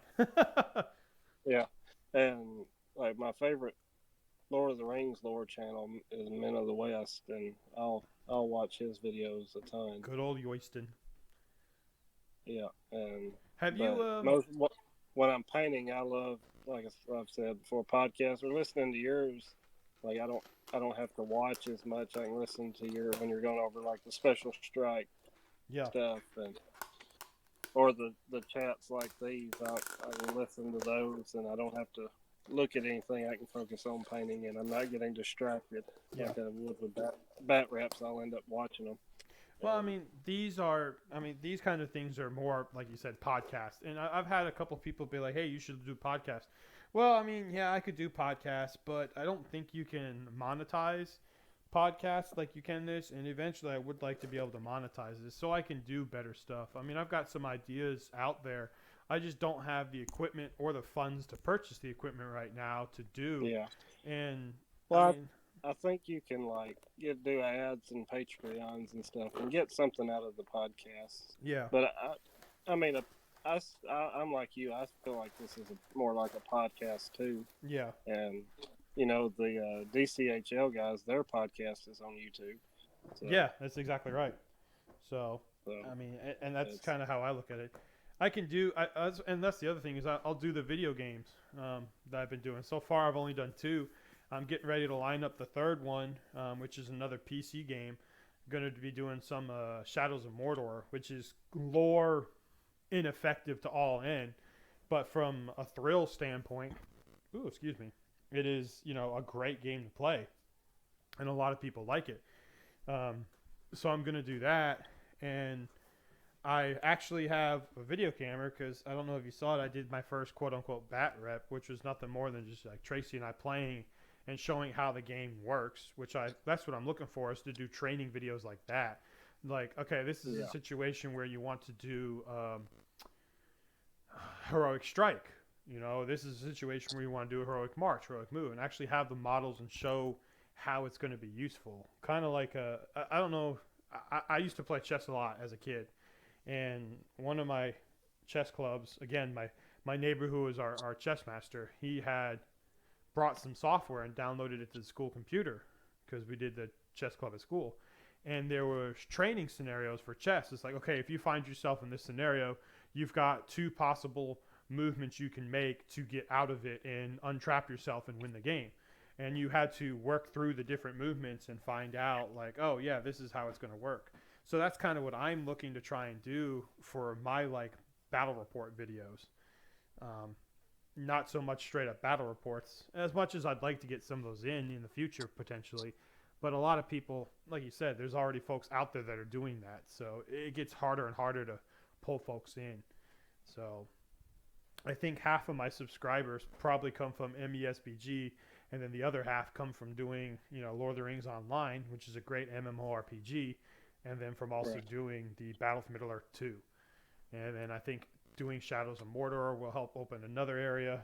And then I've got this video camera, and I'm going to try and see if I can't figure a way to set it up so that I can play the Lord of the Rings of the Third Age on my GameCube and get good quality recording of the TV as I play through it. Because that, I think, is a great game that a lot of people like seeing as well. Because that's an old one, but a great one. Yeah, my favorite was the Two Towers PS2 game. Really? I like the Return of the King one better. I think when that one came out, I kind of had gotten out of video games as much. Okay. So I didn't play near as much, but I played the heck out of it. Two Towers.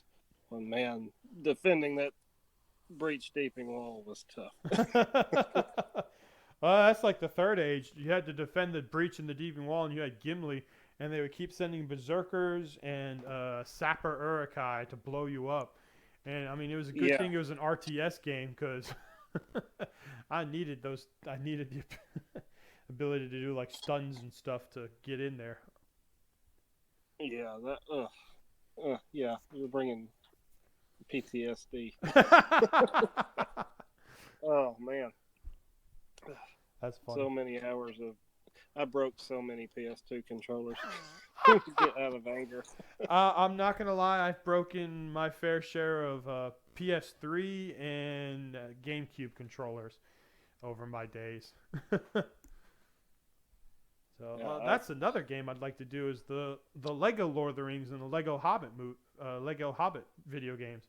Those are fun as hell. I've never played those. Really? I guess I'm just a giant nerd. I had to force myself. I was wasted too much of my prime years in video games, and I thought I'm going to enjoy life, so I quit playing as much now. I still play my PS2 some for nostalgia, and then I'll mostly I play Yu-Gi-Oh on my Xbox One. Yeah. Well, I mean, you heard what I just said. I'm talking about a PS3 and a GameCube. So, honestly, the PS3, I got that when my brother bought an Xbox One, because my parents bought the PS3. So this is how old the PS3 is. I went to college in 2009. That winter, my parents bought the PS3. They bought the PS3 so that they could, because my brothers convinced them to buy it so they could play video games, but they also convinced them because they were able to play Netflix through the TV. Well, when my brother went to college, he wanted an Xbox One so he could play Halo with his friends. And when they did that, my parents, they had moved on, and I think they used the Fire Stick or the Roku or some crap like that I don't do any of that. If it's not on YouTube or Netflix, I don't watch it. You know, But they gave me the PS3 plus all the games. They had 3 controllers and like a dozen games or so for like $80, and that was in 2014, 2015. So at that point, it's 6 years old. And then I went on deployment in 2016 for 6 months. The last half of the year, I was out to sea in foreign countries. And I took it with me, and that's when I found the Lego Hobbit and the Lego Lord of the Rings. Because I got rid of a lot of the stupid games that I got from my family. There was only like one or two that I kept. Like Call of Duty was one of them. And I think that's honestly it. yeah. But I was like, oh, hey, look, Lego Lord of the Rings for PS3. Yay, I can play that. So I still have this PS3, and the only thing we use it for now is Netflix. Now and then I get on there and play like maybe Fallout New Vegas, or yeah, that's about it. Fallout New Vegas, and I still have those Lego Hobbit and Lord of the Rings video games, and I think those would actually make some cool videos if I could figure it out. And then my GameCube is specifically so I can play like the Third Age, and the Return of the King video game, and like Pokemon XD Gale of Darkness or Pokemon Coliseum. You know, once every 5 or 6 months when I get that hankering to get that nostalgia going. Yeah, And for sure. that's about it. Yeah, my PS2 is, you know, I can't. The Player One port messed up, so I can't play Lord of the Rings anymore. It Oh, won't work. So because it has to be plugged into Player One, but I right. still can play like my Madden '04 is like to me the best Madden ever, Really? and yeah, I play the heck out of that. I play the '08 one on GameCube. '08 was my favorite. I didn't like '08 because of the cover guy ruined my life. Oh, Vince Young. Yeah, but See, I like '08 because that's when John Beeson got drafted by the Panthers, and John Beeson yeah, is no, still '08 probably was my a good favorite one. player. I do play. It's my second favorite. I do play it a lot too. I And that's the year I graduated. So I played um, '06 and '08. Those are the only two Maddens I ever played, and I played both of them on GameCube. Oh, I lied. I bought one of the Maddens when I went on deployment. It's the one that had Calvin Johnson on the cover. oh, I think that's 10. No, it's not that old. Yeah. It was like a 2015 or 2014 or Well, something. maybe it was. I don't know. I quit buying them after '08, I think. I don't know. I got it pre-owned. I just remember I was going on a 6 month deployment. I knew I was going to need stuff to kill my time. I knew that reading books and what was I saying? Reading books and watching movies was only going to take me so far. So I was like, I can go buy these used video games for like $100, and I got like 6 or 7 of them. And like I said, one of them was like Fallout New Vegas, and then another one was the Madden. I don't remember which Madden it was, honestly. It might have been like Madden 13, because I know I played the Panthers because I'm from Carolina. Yeah, it was Madden 13. That's the one that's got Calvin Johnson on it. So yeah, Okay. that's the one I got. So it was 2 years old at that point. So, but yeah, that's how I got those games and stuff. So And you brought up Halo. I missed that was the only thing that I really connected much with a bunch of friends in high school was we'd go have LAN parties and play yes, Halo all night and against each other. That was so much fun. my Yeah. first party I went to in high school was with a bunch of nerds, and it was a Halo LAN party, and we had like 14 of us in a living room with I think like 6 different TVs and Uh-huh. obviously the appropriate number of Xboxes hooked up, all linked together. And I remember just walking in when I got there, and my friend's house was smaller, so we literally took up 2/3 of his house just to do this party with video games. And I think I was there for like 6 hours. I think I got there at like 11 o'clock in the morning, maybe noon, and I'm pretty sure I didn't leave until like 7 or 8 at night. So it was like a good solid 6 to 8 hours. We just played Halo, and of course I got my butt handed to me because I'd never played Halo before up until that point. Yeah, I was the we would buddy had a big house and they had a big basement, so we would like literally every other Friday we would go over there after school and we'd leave about 10 o'clock the next morning, just stay up all night long every other weekend playing it. And my name was supposed to be the Fonz because I always loved the Fonz from Happy Days. Yeah. But I couldn't see when I was putting my name in, and I accidentally put a Q instead of an O. Uh-huh. So everybody called me the Facoons. That's hilarious. And I was terrible, but I would always go for the sniper rifle every time, and just out of nowhere would get lucky, just free shooting and do headshots on people with the sniper rifle out of nowhere. Glory! I miss those so much. That was the peak of my high school career. Hey, I mean, there's worse things, right? Oh yeah, for sure. I was for the most part a good kid till my senior year. So I mean, it's not drugs and alcohol, so you're doing okay. yeah, that was more the after school early 20s. Don't give anything away. Thankfully I met my wife and got out of that life before I died.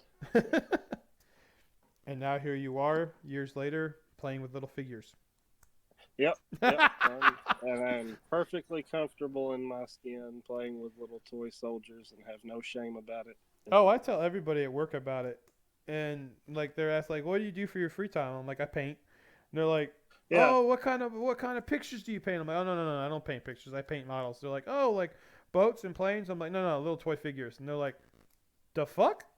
And I'm like, then I have to go through the process of explaining to them that I paint these little figures that are on 25 millimeter scale. They come in, foot, infantry, cavalry, monsters. You got flyers. You got different rules. You got all these special abilities. You got magical powers. You've got different ranged weapons.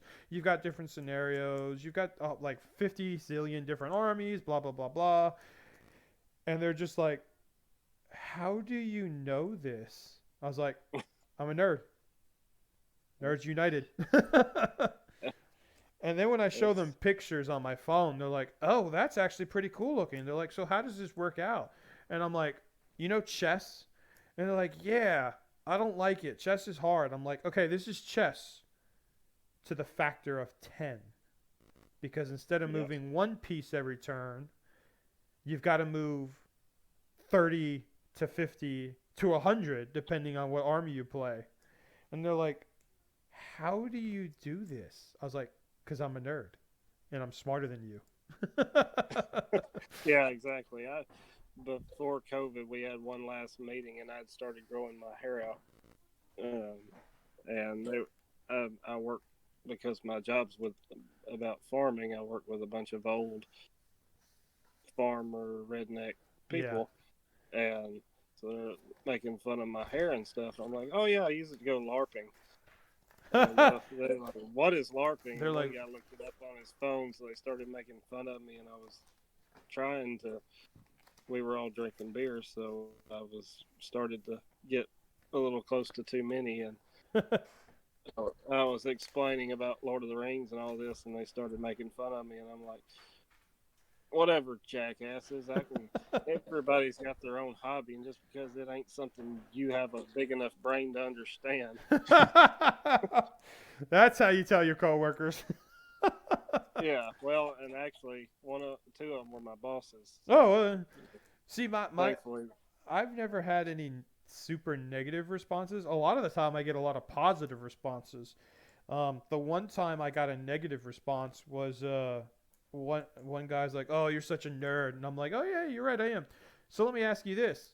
What do you do in your free time? He's like, oh, I work on cars and I do this and I gotta work on putting this in and that in. And I just looked at him and went, Nerd. And he's like, no, no, no, it's cars, dude. I said, what makes yours any different than mine? Because it's cars, man. It's cool. I was like, my group of shit's cool. Just Yep. because it's not flashy and it goes vroom, vroom. Mine's just as cool as yours.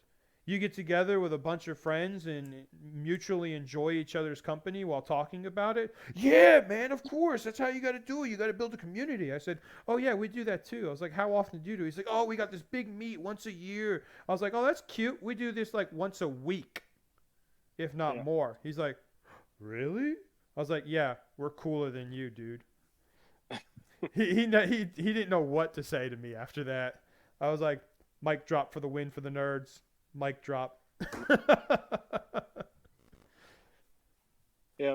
Most, like, I've had a couple of friends and stuff, uh, and family members find me on Instagram and start following me. Like, oh, I didn't know you did this. This is so cool. You're really good at that. Yeah. And most people are like that. My job, we don't see our coworkers that much because we're Right. just all spread out and we work from home and everything. So the big meetings, you see a bunch of people that you see once a year and that Right. like that. But I've got a couple of guys that I trained and I still ride with them some. And when they were they had when we train somebody, they have to ride with you every day for a year. Oh dang. So when they're stuck in the truck with me, I get to force my hobbies onto people, and so they end up once they get to understand how I tick, they're really cool with it, and they understand what makes me tick. And one of them's big in. You'd get along with him. He's big into guns and everything, and he's got all this Yeah. stuff. And that's how he's the same way about that stuff. And another guy that's into cattle and raises cattle, and that's his side thing. And once you find that connection, but when you're in a group and you don't have time to really explain it, like Lord of the Rings is a lot to try to explain to somebody in a one sit down. So, and Yeah, I to get agree. people to understand why you're into something like that, it's hard to explain to somebody how one man can create an entire world with all these different races and complete languages and thousands of years of history. I use something that a lot of people know. So one thing that the majority of folks know, whether they like it or not, is Game of Thrones. And I'll be like, "You Mm. seen Game of Thrones?" And they'll be like, "Yeah." I was like, "Okay, so Game of Thrones is done by George R. R. Martin, aka he also, or FYI, he stole his RR from J.R.R. Tolkien." They're like, Yeah, "Really?" I'm like, "No, but it's a funny joke." They're like, yeah. "Oh, Watch the epic the rap epic rap battle. battle." Yeah, that's where I get that from. Um, but I'll be like, so he built like dragons and magic and stuff like that. They're like, yeah, yeah, yeah. I was like, okay, J.R.R. Tolkien did this like 100 years before. They're like, Yeah. no. I was like, okay, well, it's not 100 years, but like he was writing this stuff right after, during and after Well, World War I. So yeah, that's a it hundred is years a ago hundred now. years. Yeah, Well, that's what I tell find people to get people to understand. Like you ever heard of Chronicles of Narnia? They're like, yeah. I'm like, you ever heard of Harry Potter? Yeah. You ever heard of Game of Thrones? Yeah. None of that would probably even exist without Lord of J.R.R. the Tolkien. Yep. He invented this genre. There probably wouldn't even be a Star Wars and sci-fi genre without what J.R.R. Tolkien did. Yeah, I watched. Well, it's funny is I watched something on Star Wars. And, Star Wars for its time was revolutionary when it came to special effects. And then there was an entire like chronological. I didn't watch it. I read it. It was in a magazine. I think I still have the magazine. But it was a whole chronological order of movies that came after the original Star Wars movie that benefited using the Star Wars effects, and it was a lot of big blockbusters. I mean, even Lord of the Rings, the films came after it. But if you're talking about from like a strictly like lore perspective or something, like we are, you could easily say that Lord of the Rings is the the OG, the old guy, or original guru, whatever the hell OG stands for. I still don't even know what it stands for. I think it was supposed to mean original gangsta, but Okay, there you go. If that's what it is. Yeah, I well, don't know. I say it all the time. But it's the original gangster then when it comes to that genre, because the sci-fi and fantasy genres, while they have diverged in modern day, started out being pretty close together. So it's interesting.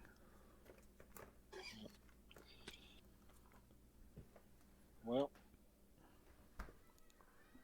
Oh yeah, my! I think we probably need to get close to cutting her off. Probably we've been on quite a while. My wife's probably about to have a fit. 4 hours and 58 minutes. Yeah, it's pretty good. Pretty good haul when we set out to do this for an hour. I knew it was gonna happen. I was just like, that's why I said, look, man. I'm gonna say, let's try and get an hour in. It's probably gonna be more. If there's a point where you need to cut, just let me know. We can always come back and touch on topics later. Yeah, but this is what happened last time Yeah. for the last two, the first two I did of these. Which, hey, it works for me, man. I'm gonna get 2, maybe 3 videos out of this. It'll be great for the channel. So Yeah, I had a blast doing it. So yeah. maybe we can do it again sometime when we have some new topics to talk about after tournaments or something. Oh yeah, I've already talked to a couple guys about doing recaps for of Wolves and Shattered Shields, and they're down for it. So I mean, maybe I can get a couple more guys and yourself to talk about Ringo South here in about a month and a half or so. Yeah, or if you get to come to NashCon and we get to finally play against each other. We still haven't done that. I'm hoping to get them to come to NashCon. So I'm going to try and work it that way. But any last shout outs you want to give to people? You've given a lot of plugs out. Any last ones you can think of? Not that I can think of. Just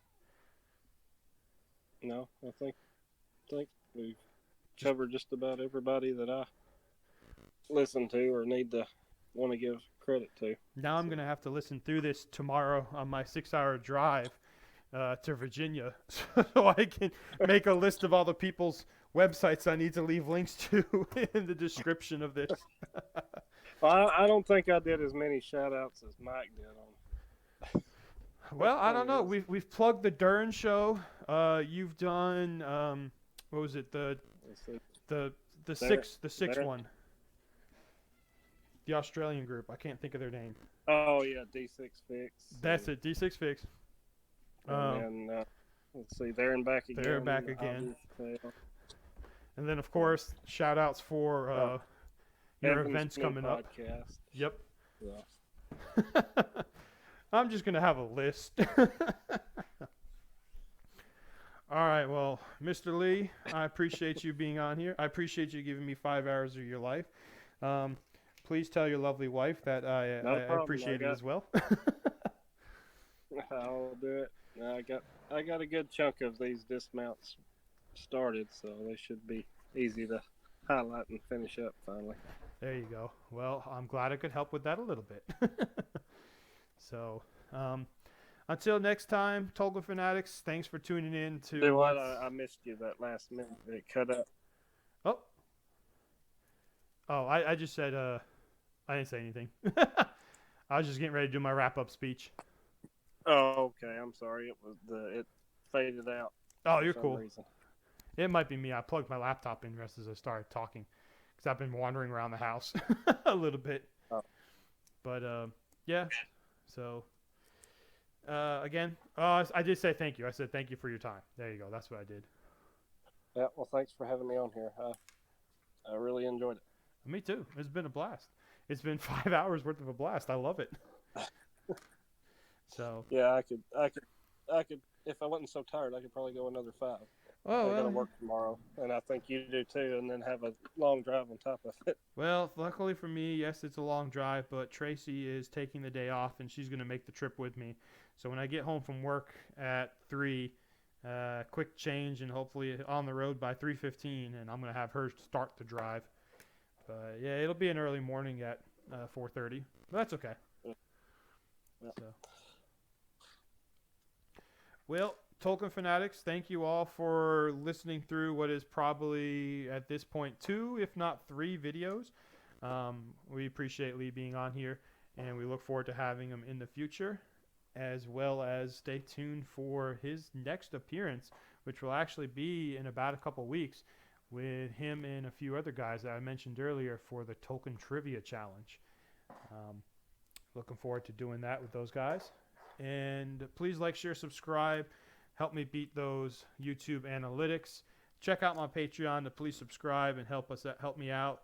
I am trying to put a little bit of content out there. Don't subscribe just yet. Just follow me. Give me about a month so I can get some extra content out there to help to actually make it worth your while. But until next time, take care, y'all.